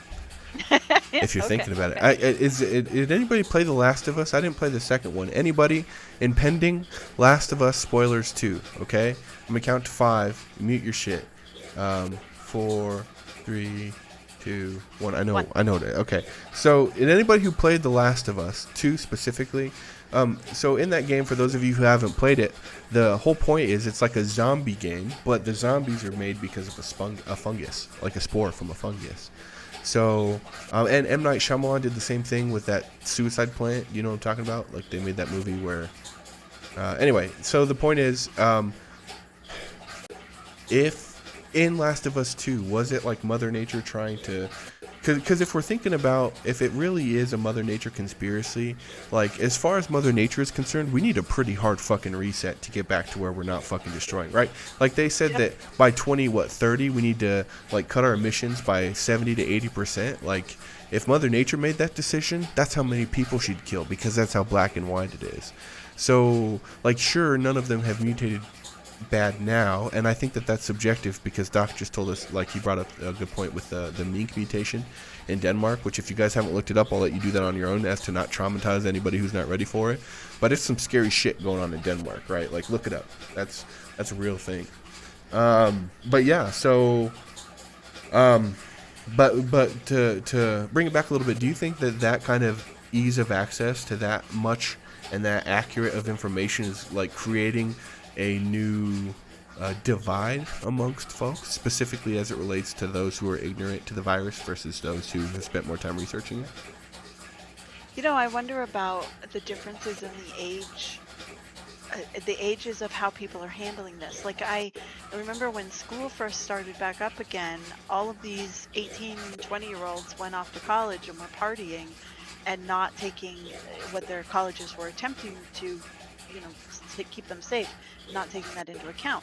But then a few months go by, and these teenagers are starting to die in their dorm rooms alone because of COVID, because they partied when they shouldn't have. And so now it seems like that generation, or at least that small age range group, generally speaking, has gotten more serious about it and are realizing that just because you're young doesn't mean you're not going to be affected by it, and possibly even lifelong if you live through it. So think about who you see refusing to wear a mask, admittedly in the media, but it's the older people, it's the stereotypical Republicans, I guess. And so I'm wondering if maybe that's part of it too, is that generationally the like boomers are in part the ones who are like screw this, the government's lying to us. And then the younger folks are realizing that it's a bigger deal. And Right. so if the younger folks are more likely to learn about something in a game, which is a very effective way of imparting information. Oh, absolutely. And that we could do a whole ass episode on that. Yeah, no kidding. I'm gonna write that shit down. Yeah, that's a good one. Gamification of education. It's huge. That even rhymed. That's just what it's called. Well, Do the research. You can. There are dissertations. We being will done on a later episode of Sunday Tea with Bowborne and the Archers. So anyway, that are these younger people who are willing to play the games, and again I'm stereotyping here because old people are also willing to play the games, but are the people willing to interact with that kind of information and learn from it going to do a better job of dealing with the trauma of whatever the future brings? And when those people get into government, are we going to see a change in how our government handles stuff? Are you reading the screen, or are you just talking? I'm just talking. Why? Because on the stream, I'm writing down things to talk about as you're talking, so I don't forget because I don't want to interrupt you, right? Yeah, I can't but actually. This is so under Thanksgiving USA Unique, which I just put it there because that's the first place I clicked. Yeah, so I put our kids are smarter about the virus. Then kids, I just say to be the generations prior to mine, right? As to be general as possible. So, but you bring up a very good point in that they're the next leaders. But I want to pause one spot because I want to back up a little bit into what Goss said. I think that it's killing too many of the wrong people, and I think that to lend into what Nene said in terms of it being a Mother Nature conspiracy, I think that it's killing exactly the people that it wants to kill. Because if you think about it, there's a correlation. Oh my God, did you all see, and I don't know if I currently possess the mental capacity to look this up because I don't remember where it is in my brain, but there was something in regards to there being a very high correlation in counties that voted red in the election, right, to high infection and high death states. Yep, I saw that too. Now, but that's a pretty scary correlation in and of itself. Even if we take the Mother Nature conspiracy and dig into deeper conspiracy, that's fucking terrifying, right? That something can have those kinds of things in common. But do you think that that's just the start of things, that it's just going to start there and that's where it builds? That's the incubation. We're like, oh my God, look at this thing so terrible when we saw the alien little egg face eater thing. But then when we saw what came out of it, we're like, that's even worse. My thought actually is the counties that voted red are following a president who is not making the right words about the danger here. And maybe that is why there's a connection there, because they're choosing to believe somebody who's not listening to science and is putting himself first. Because he is not being considerate or empathetic. Good circle back. So I wonder if it happened to be a different, frankly, any other president in U.S. history, whether they were Republican or Democrat, or anything else back in the day. I wonder if those counties would be having a different reaction to it, if their leadership, if the leader they choose to trust were saying different things about it. And I want to point out the elephant in the room on that one too. That's pretty convenient timing, isn't it? That the first, theoretically, time that we've had such a blatantly global pandemic? Well, no, because we had one about 100 years ago, which is its own other episode, right? But this time that we had a global pandemic, we had what basically amounts to, an overripened orange with a toupee in the White House, right?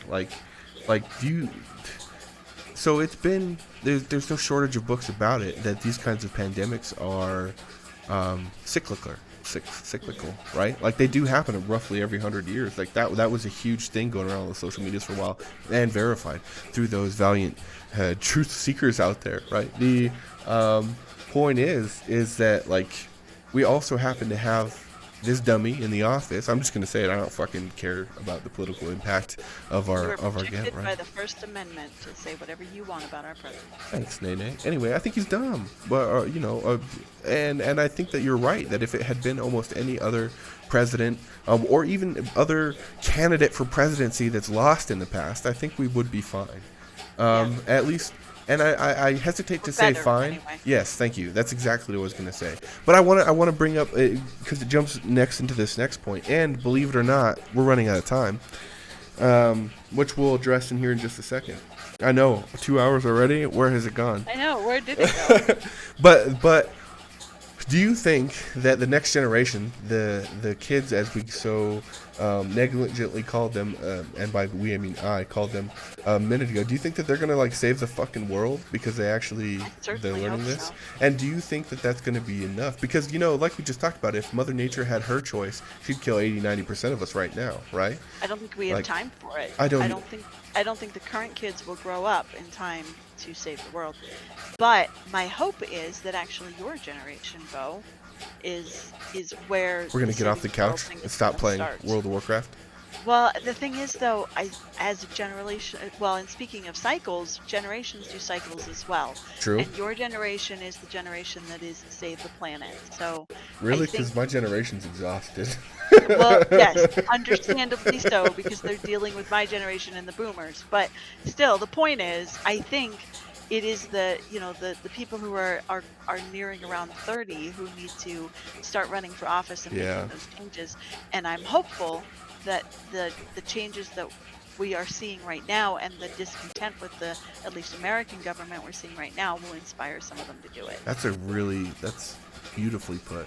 That is, it really is. Well, and this takes me to one of my favorite hot takes, is that I feel like, and hear me out throughout the whole thing, I feel Okay. like that maybe our current president is the best president that we've ever had, at least in it regards to creating people willing to stand up for themselves and the people around them, and people who are willing to do the sorts of research that it would take. And I can't speak for anybody else my age, but I can know that I personally spent a lot of time like on Google and reading books, trying to like see exactly what it would take to run for office. You know what I mean? What it would take to actually make a difference. And we have leaders like AOC who are inspiring us and showing us that those paths are possible and that we can get there, and that you can make pretty big fucking waves with the kind of sass that we got built up over the years, right? Like, yeah, we're exhausted.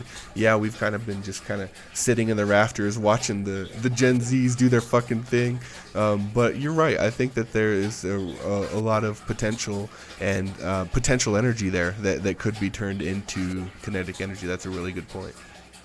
In order to break the status quo, or in order to change the status quo, you have to break it first. Yes, And yes. I do agree that he has done an incredible job of showing that the current government structure is funding the Crumbling, rich and yes. not really helping the rest of the planet. Right.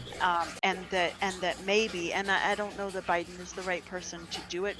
Maybe it's too soon for that, because he's definitely in the old age, but Which it will needs to be broken. Yeah. And he has definitely demonstrated and given the impetus for people to do the breaking. So yeah, true. I agree in the sense that he has shown how bad it can be, That's true. and that if you're rich enough, you can be president. Right. Well, and he's made so many things that were like unspoken debaucheries, racism, like just the list, right? Like, it's been 4 fucking years. When I say this dude, y'all already know the things that I'm talking about, right? Like, all of the things that have been in the dark, in the shadows since, people really started standing up for themselves in the 80s and 90s in a more public and demonstrative way, and violent way. Really, let's talk about how violence made a big difference. That all of those feelings didn't just disappear; they just went underground because people were afraid to get punched in the face, and then that kind of went away. But like you just said, and like Hero just said in chat, it's a good example of a bad example. So folks, rallied to his side, and now we have 70 million examples of folks that we need to have a whole ass other episode about in regards to, can they be educated? Can we They can be educated, or they're willing to be educated. Right. Well, and that's the hot take, right? Especially because I'm one of those folks who used to fall into the bracket of ignorant dum-dum, who is, through the patience of the people who love me, kind of unlearned a lot of really shitty things. So I'm gonna write that down. That's gonna be an episode some other time. Like, I love how just talking on episodes has created ideas for other episodes, right? Like, this is a great fucking idea. Speaking of episode, it is 11. I want to ask you first. I did only ask you for 2 hours of your time. I figured I would address this the first time I came across it, and I did expect it to happen with you and me, because we just gab, don't we? And chat is being very chatty, which is fucking lovely, and I want to catch up on. So I personally am gonna just keep streaming until like the kind of flow of conversation kind of winds down. If you want to, you're welcome to stick around. Like I said, I only asked you for 2 hours, so no hard feelings if you're like, okay, I gotta go. But I figured I would create that opportunity. I don't know, because I really should go write the paper I was supposed to write this morning, but I am enjoying the conversation. Okay, so do you want to say let's go for 1 more hour? Is an hour? That's a long time. I know, it is a long time. Do we feel like we could wrap it up at this point? Do we have more things we need to talk about, though? So how about this? Let's do another half an hour. Let's catch up on chat and let's create like a synopsis, because we still don't have the third thing. Yeah, we haven't. Well, right. I don't know. I'm kind of feeling like the empathy thing fits in there. Well, right, but didn't we say that you have to be empathetic to have consideration? Yeah, I feel like it, but at the same time, I think it's really important to pull that out and point out that it is really important. Okay, so you think that, yes, it is included in consideration, but because it is such a vital part of consideration, it needs to be included. Yeah. Okay, that's a good point. So how would we write that on there? Would we say that just empathy, empathetic? What was it I typed in the chat a little while ago? Oh, shit. I don't know. Let's scroll up. When we should catch up on that, we'll write it too. Empathetically considerate. Let's scroll up. I can't find it. But... oh, wait. Common sense. Ooh. Oh, that is a good one. Okay, but then we have to define common sense. That's true. And let's catch up on the rest of chat too, so we don't jump around. Zeus said, I think it's both the younger people and the boomers who are not taking it seriously. I've seen it personally. Well, that's what Nene was saying. The younger people didn't take it seriously, and then a lot of them died. And you do hear a lot more serious tones amongst the youth these days than you did before. You're right that they didn't, but they are now. Younger ones think it won't kill me, and boomers think it's fake. And well, yeah, that's what they thought until both of those crowds started dying. And boomers between the two are the only two that haven't looked at those numbers and opened their eyes. Hero says, why should he? Everything's about him. Yep, that's what we talked about. Unless it's bad, then it's someone else's fault. That's true.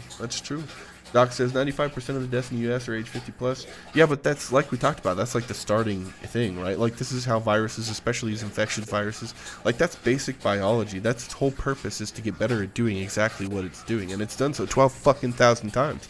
It's on the screen, right? And it started out killing, what was it, 0.02% of folks were below the age of 50, and now it's 5% in 8 months. Most deaths are disproportionately of those in the minorities, which is its own other fucking episode in regards to conspiracies, right? Like people of color do proportionately die in higher proportions.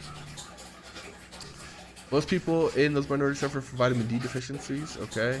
Most studies show that 70%, yeah, no kidding, right? It's no surprise the pandemic is running rampant here. Yeah, so he's saying that 70% of the U.S. population suffers from vitamin D deficiencies, which, as it's been proven, COVID takes real advantage of vitamin D deficiencies. So, I mean, maybe, and so that's a really funny other coincidence in that we're talking about how our country uniquely, and uniquely is an arrogant thing to say because there are other countries who are not doing so well either, right? But our country is famously, how's that, infamously, doing pretty terrible with how we're handling the virus. Do you think that there's something to go on in terms of the whole vitamin D deficiency too? Like, I need to see some sources on the 70% of the U.S. population suffers from vitamin D deficiency.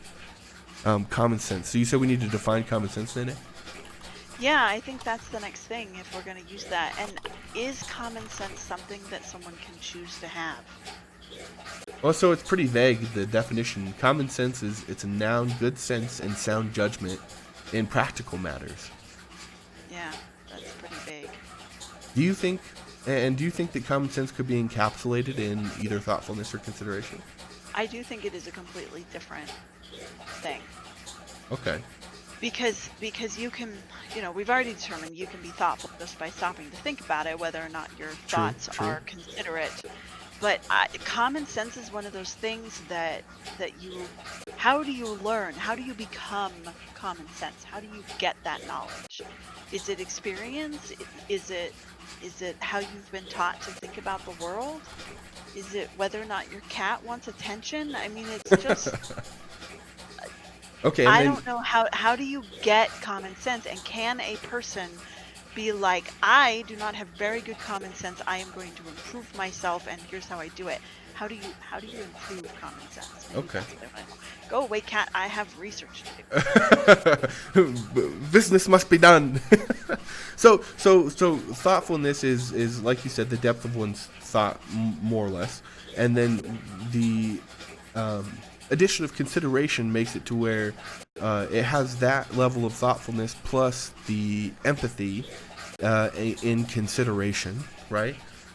So having that level of thoughtfulness, not only for yourself but for yourself, for the others around you, which also implies the world, right? Do you think that also implies the world? Yeah. Okay. Planet, yeah. Yeah. So like Yeah, not and, only the and, people and but the Zeus places. makes a good point. Common sense isn't actually common in either sense. It's different from person to person. That's true. It's pretty Although, subjective.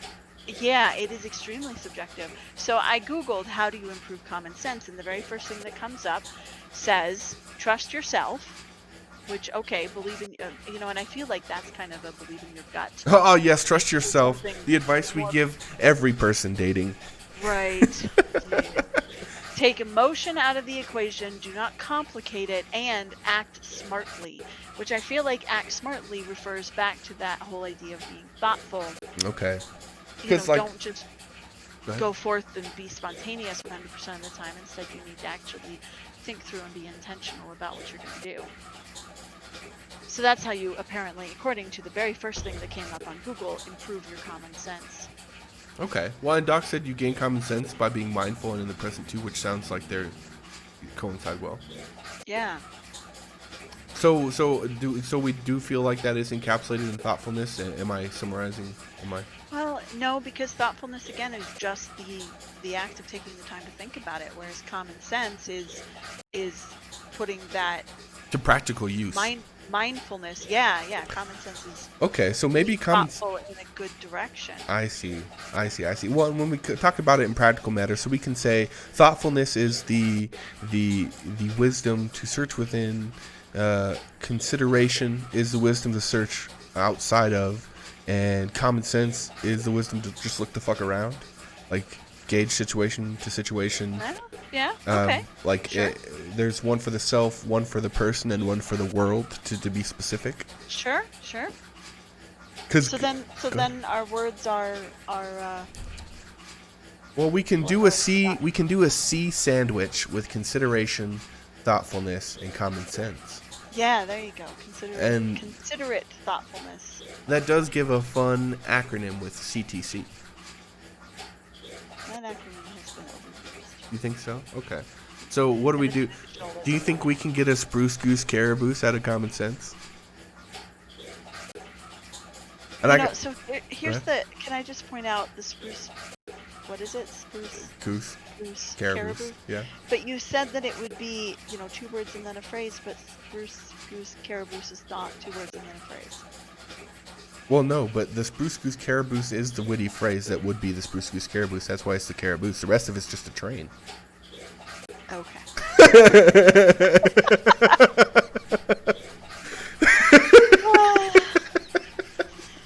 Can we go back to Zeus's point, because Zeus makes a good point? Let's see here. How can I act smartly if I'm a colossal dumbass? There you go. Well, yeah, that does beg the age-old question: do you know what you don't know? But we're getting into a growth mindset thing here. That's true. Intelligence is one of those things that can be adjusted if you believe it can be adjusted, and that's what the research shows. That if you believe you can better yourself, then you have the ability to do it. But if you believe that intelligence is what you're born with and there's nothing you can do about it, then you will never attempt to improve yourself, and therefore you will not improve. So here's an interesting thing. There was a study, and I of course do not have a citation, but there was a study where they identified students who were not growth mindset, they were growth static, and they told them, this is what growth mindset is, and you are growth mindset. And after the students were told that, they developed they did things, they behaved in a growth mindset mentality. So it literally because is they just have a been told. I am, Yeah. therefore I do, or Yeah, whatever. yeah, exactly. That's so crazy. So when someone in authority told them that they were different than they had proven before, they changed their behavior to match what they were told. Jesus. So it's something that, it kind of proves that Right. everyone is actually, it is possible to improve yourself. So the answer to how can I act smartly if I'm a colossal dumbass is to just try and act smartly? Is to choose to educate yourself and behave more smartly. Yeah. Okay, which does really hit all three of these if you think about it: common sense, Yeah. consideration, and thoughtfulness. So, I also wanted to say hey to Spoon. Spoon popped in briefly, said dropped a sub even, Hi, Spoon. and called me sexy. Thanks, Spoon. Sorry I missed it. It got buried in our cacophony here, our digital cacophony. Doc points out if you know you're a dumbass, are you really a dumbass? You can self-realize yourself, and that you are actually smarter or dumber than most, and that's very true. That's But true. then it's not necessarily self. It may be that your parents told you were dumb. That's true. Well, but that comes back down to breaking its own chains. Like, if you at least get to the point where you're questioning, well, am I a dumbass? Maybe that's where that switch is, right? Yeah, there you go. And Hey, then Z, start good to get see you again. empirical Sorry. evidence instead of what your parents told you. I talked over what you said. I'm sorry. You start to get empirical evidence? Yeah, if you realize that you may not be as dumb as you've been told, then you can start basing it, and that's actually a therapy, solution to overcoming self-doubt, or also external doubt that's been pushed upon you, is that you need to stop and say, okay, what is the actual evidence shown here? Question why? I took this class and got it 100% on this quiz, therefore I must not be dumb. Like, here's some And- empirical evidence. Right, exactly. Okay. And as soon as you have actual evidence that shows, then you can start to believe it yourself over time. It takes a long time to get over that. Sure, I bet. Well, and just a quick plug for therapy. If you are not in therapy, try be. Yeah, honestly, I get it. That's what it comes down to. There are You go to a things. doctor and you're sick in your belly, you might as well go to a doctor in your head. It's probably not your fault. Right, and I'd like to point out that there's an extreme privilege in saying just go to therapy, but I also want to point out that there are many options for those who are impacted, by the whole virus financially, or who are just financially impacted otherwise and can't afford a therapist. Google it anyway. I promise. Like, there's always reasons not to do things. Just Google it. There are some options out there that are helpful. Therapy, you probably should. that's True. gonna. Oh man, but yeah, no, that's a beautiful point, and it also has a parallel with the growth mindset, or excuse me, with the growth mindset too, right? Like, if you tell a person they're dumb, they're gonna think they're dumb, but if you tell a person you might not be dumb, you might not be dumb, and that is kind of a plug for therapy there too, is that that's an objective person who's gonna tell you things you might not think of off the bat. Hey Cho, good to see you again. That is good to see you again. Sorry I've been so absent for. No, you haven't, girl. You've been all up in my Instagram feed, looking fabulous all the fucking time, giving us all the fucking hot tea. The hot tea. It's good to see you again, Cho.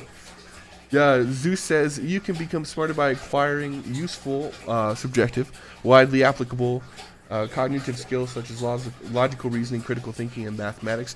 Well, yeah, but that comes back down to you don't know what you don't know, right? Like, of course you have to pull the thread, but different people start at different levels in terms of understanding of those things. And unless they have a person to tell them what to look up, it's going to be really hard to look it up. I mean, y'all saw last episode, the very first episode, I spent 15 minutes trying to remember what the fuck Google Scholar was until Nene came by and rescued me, right? Like, but still, useful is subjective in Yeah. that it is useful in that moment for that purpose. And to whom? So, yeah, to that individual. So whatever is useful in that moment is useful. Yeah. So yeah, and that's the place to start. You can be like, okay, I think I'm dumb. What do I do about that? And start Googling what you do about that. And that's actually some really good advice. Cognitive skills, logical reasoning, critical thinking, those are things to Google. Yeah. It's a place to start. It was a beautiful place to start. If only we could put that on like a laminated card and give it out instead of. Just hand it to people. Can you imagine if we handed those out? We'll I put could it. hand that to the lady who yelled at me in the grocery store. Yes, You seem dumb. yes. Here are some things you could Google to not be dumb. I imagine that there Right. would be a plethora of Can them we on sell windshields everywhere. Just imagine the impact these would have on the world if they were handed out with the frequency of mini Bibles. Ooh, that's a very good point. All right. Well, if somebody wants to do that and put all the effort into it, just give us a plug sometime when you're famous, right? Maybe Yeah, I think you owe us like 5 cents. invite us to your Dude Perfect Ranch when you have one. We'd like to see it. That's it. That's all we ask for. All right, so how are we going to sum this up? Okay, so I really love the distinction that common sense makes on this list. Yeah, I do too. So let's catch Cho up real quick because we're at a pretty big Yeah, it's a good time to roller recap. coaster. So to recap for Cho and everybody, just in case you zone out like I do, today's topic was Thanksgiving travel. Are you a dick? Basically, the question is, should you feel like an asshole or dick for traveling if in the middle of a global pandemic? So we spent some time defining exactly what is dangerous and what kinds of things the world has done to prepare for the virus. We've also talked about the thoughtfulness that we put into the decisions and the impact that not making the decision or making decision has had on us, both physically and mentally. We brought up a lot of really good examples in the world of folks who have neither been considerate nor thoughtful in their decision making. And basically we're at the point where we're trying to briefly summarize a quick little test that people can give to themselves, and by that I mean that I can give to myself, to see if I'm a dick for traveling in the middle of a global pandemic. Thanksgiving was the catalyst for the question, but I think we're trying to leave here with some working knowledge, right? So far we have, is the decision considerate? Is the decision thoughtful? We should be boldening these. Oh, you can't? Okay, well, awkward. Anyway, is the decision thoughtful? Is the decision considerate? And we were sitting on a third because the rule of threes, right? We've hit many good options. Chat has been popping off with all these really great suggestions. It's been excellent. But currently the third slot is pending common sense, because we're at thoughtfulness is a capability for deep intelligence. As you can see, our Google Trail up here, we've spent a lot of time defining these. So thoughtfulness, and Nene, if I missed something, correct me if I'm wrong, please, is the depth of intelligence of which you thought of the situation, right? That has a varying scale for folks. Some folks stop at the thoughtfulness in regards to themselves, how the situation impacts them and theirs, and some folks think a little bit more outward with their thoughtfulness, which leads us to consideration, which would be an empathetic version of thoughtfulness. It's deep thought as it relates to the people around you and their situation, etc., etc. And then we're sitting at common sense for being the third, because it is a good way to represent thoughtfulness as it relates to your environment and the world and the people around you. Correct me if I'm wrong. Oh, that sounds good. Well, and common sense is not common, Hero. That's what we're talking about. But what we've decided here on this mighty talk show is that as long as you're trying, as long as you're trying, you're fine. And common sense is not common. You're right, but the folks who recognize that are often also the folks who spend a lot of time in Google searches, like myself. You all should see my Alexa history. Let me tell you. Okay, I actually have a closing point. Okay. So at the beginning of this, I told the story about why I did decide, by car 20 minutes Okay. to my brother's house for Thanksgiving, and that we had taken, and my brother and I had taken into consideration who would be there and what level of risk there was, and balancing that with our mental health needs. And I still felt like, because I had broken quarantine, that I was a dick for making that trip, even though the risk was relatively low. Okay. And I was not harming anyone other than people who had specifically asked me to be there. Okay, but Now that we have talked about it for 2 hours, I have changed my mind. I don't think yeah. that was a dickish thing for me to do. I think I did Why? it reasonably. Okay, why? Because I did take the time to think about it, to be considerate of how that might affect the world, and to use common sense to understand that it was only going to affect the 4 of us who chose to go there, and that we had we had verified that we were low risk.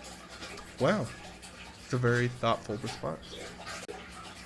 That's took 2 hours of conversation to get there. 2.5. Well, and I'm really glad because when we started the conversation, I said I don't think you're a dick, but then I also firmly addressed my Bias? my bias. Thank you. Here in regards to me thinking you're a dick. So I was also wondering, like, I feel this in my bones. Please justify the way that I feel.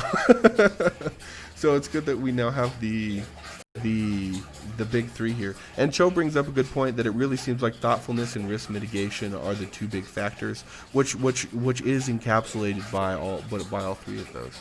Yes, I agree. And Cho says confirmation bias is real. We all got to practice against that. I agree. That's why we had this conversation. And the first step is to admit that it exists, right? Is to firmly address it. So that's a very good point.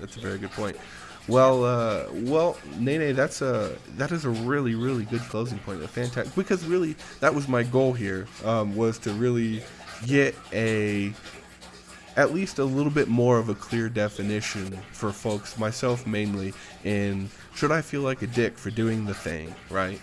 Which has a various other array of social implications in my own life, and I'm sure everybody else's lives. But hopefully this helps, because I know it's going to help me, right? It sounds like it's helped you. Yeah.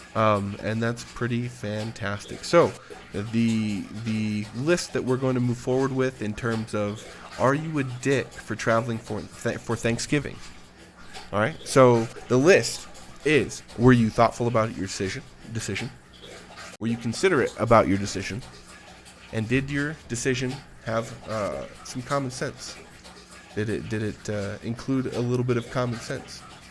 And either wherever you're capable, right? Hero has pointed out in chat, and many other folks have pointed out in chat, that your common sense is relative, person to person. It's not the same. So if it's not on the higher end, are you at least trying to Google things? Because if not, then do it, and you're fine. You're fucking fine. So what do you think? Do you think that is a good list? Do you think that is that going to help in future decisions too, Nene? Yeah, I think it's a good list, not just for traveling in a pandemic, but just life. Just generally. Yeah, that is a good point. That could be a very good life lesson. Well, and think about how many other decisions in the world, not just by ourselves, but by anybody, would be different or non-existent if any or all of these three had been included in that decision. Right. Well, and then we can have a whole ass other episode on some of the subjectivity, like you said, in terms of thoughtfulness and people's responsibility and scale to thoughtfulness, right? Is a manager more responsible for being more thoughtful, more considerate because they have a charge? And I only say that because that's basically the modern day monarchy, right? Instead of kings and queens, we have shift supervisors. Right. So that's a whole other topic that we could talk about, and we have so many other topics coming out here in the future. To catch those of you up who may have popped in a little bit later, just looking at you, Cho, we're here every Sunday, 9 a.m. to 11 a.m. Mountain. It's not easy to get up at 8 a.m. on a Sunday. I can tell you that from personal experience, as Nene learned today. Thank you so much for being so patient and quick to act. But we were here. We did it. I just want Nene, thank you for coming on the show. This was fun. Thank you for having me. This was fun. But I want to know what next week's topic is. You want to know what next week's topic is? Well, let's go ahead and take a look at ye old spreadsheet, shall we? Which I had up here somewhere. There it is. So next week's topic, is going to be love, romantic and otherwise. And on that episode, we're going to talk about interpersonal relationships, specifically as it relates to those really strong interpersonal relationships between family members, between romantic partners, between best friends, you name it. We're going to talk about it next week, next Sunday. Our guest is going to be Bad Wolf Handmaid, which Nene is Jess. That's going to be our friend, Jess. She makes lovely, lovely jewelry. And she has links in that spreadsheet, which I will give you all a link to right now. Pow. If y'all want to be on future episodes of this show, just DM me somewhere. I don't care. Get a hold of me, right? Like, my DMs everywhere are open because, we're pretty tight-knit. So send me the fucking thing. We'll talk about a topic. If it's a topic that you see on there that there's room for, you can jump in. If there's a topic that's not on there but you really want to talk about it and you feel like you can do exactly what Nene and I had done here, then bring it up, and I'll tell you if it would be good. And if I don't think it would be good, I'll tell you. Don't worry, in a very polite and thoughtful way. But Nene, so were you were you a little nervous going into this that we were going to be able to talk for 2 hours? I was, yes, Yeah. but we filled that time without any difficulty at all. It just zoomed on by, didn't it? Yeah. Well, I was a little bit worried too because as you know better than most people, this was kind of just a spur of the moment idea. And I was, I will say the second episode was probably the hardest because I had a whole week of imposter syndrome. Like, dude, what are you doing? You thought about this decision. There was not a lot of thoughtfulness in this decision. Let's just say it that way. There was plenty of common sense, plenty of consideration, but not a lot of thoughtfulness. So it's a good thing we're not talking about traveling for Thanksgiving, or I would be a dick.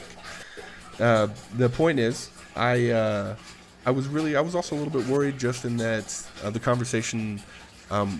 That we wouldn't fill it with like too many personal references, because I know that I gab a lot about that, right? And like a lot of the stuff that I bring up is always like memories that we had or that we had with other people. We talk a lot in past, but when we do get into the conversations about global or current events or nerd world or any sort of other fandom or anything, we tend to get like this where we just go and go and go. So I figured if we could get one of these started, which happened literally immediately, correct me if I'm wrong, that we would have a pretty cool conversation. And I'm very thankful that we were also to include everybody in chat who stopped by. It's always nice to have other people asking questions and bringing up sources and talking about ideas. And a lot of this would be a lot less fun if we didn't have an opportunity for everybody else to be a part of it. The live part of the show was really important to me, just because I really like that interaction with chat is important for these kinds of things for me, yes, but also it was a really big way for me to tell all my friends, hey, listen, I'm going to be here this same time every week. If you want to talk to me, come talk to me. If you want to see me or hear my voice, that's where I'm going to be. Come spend time with me. And friends like you have gone above and beyond and decided to even become a part of this thing, which as we now know is a loads of fun, I assume, but also good content. Yeah. Yeah. Well, cool. Anything else that you want to touch on? Nope, I think we're good. Cool. And hey, do you think that I was thinking about making Google Docs with all of the notes for these because I'm writing notes on the screen. I don't know if you were watching the stream, but do you think that I should make a Google Doc for each one of these episodes and just put the notes in the just in case, like we'll put the links in there and stuff if anybody wants to see the sources that we talked about or anything. Sure, why not? Yeah, all right, maybe I will do that. And then you can link the video to it as well. Yeah, all the videos that we watched. Oh, and you mean like the YouTube? Yeah, that's a good idea. That is a good idea. Well, cool. Well, that I think is going to be it for the second episode of Sunday Tea with Bowborne and the Archers. Again, Nene, it was lovely having you on here. If you see, the same goes to you. If you see a topic on there, that you're eyeballing, and you want to jump in on, let me know. I think I'm gonna do maximum two guests a show. I'm gonna try and stick to 1-to-1 because these conversations are nice. But especially with me and a lot of my friends, if you and I filled 2.5 hours that quickly, imagine how fast 3 people would do it, right? But yeah, no, I think this is gonna be lovely. And let me know if you want to be on a future episode. Zeus says, enjoy this and look forward to next Sunday. Thank you, Zeus. We can't wait to have you back. Thanks for being a part of the conversation. Cho says, had to go tuck the doggy in bed. Oh, that's so adorable. I can't wait to see pictures on Instagram or else. That's awesome, Cho. Yeah, we're just wrapping up. Thank you for stopping by. And that's where we're going to call it. I think I'll probably keep streaming to gab with y'all for a little bit. But that's where I'm going to make the marker. The little end marker on the little video edit machine, which is way harder than it sounds, by the way. Video editing is difficult. So, all right, well, cool. Anything else you want to gab about, Nene, or? I really need to go write my paper. Yeah, go write your paper. Thank you for spending the extra half hour with me. Thanks for the time. I'll see you guys later. Bye. All right. Boom. Left Discord. Chat. It was lovely to have you here. Cho, thank you for coming back. Listen, every Sunday, 9 to 11 a.m. Mountain Time, this show, Sunday Tea, Bowborne and the Archers. Cho, I would also love to have you on for an episode. I have topics listed at the Google Doc in chat there. If you need it again because you closed your app, don't worry. I'm quick with the Google Docs links. All right, copy link. Oh, pow.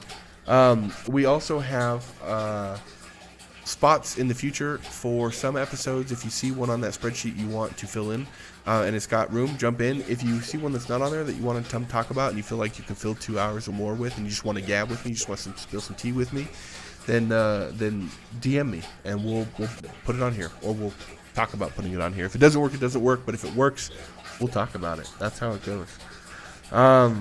Good show. Needs more tea. Thanks, Torgoth. Well, and like we talked about, having you all in chat makes a big difference. It's really nice to have you all here. So that's really awesome. Thank you. Well, I think that's gonna wrap it up. I feel like we have pretty good points. I feel like we have a pretty good wrap up here, and I think we're gonna call it a day. Y'all, I might stream a little bit later. I might not stream a little bit later and just play World of Warcraft all day.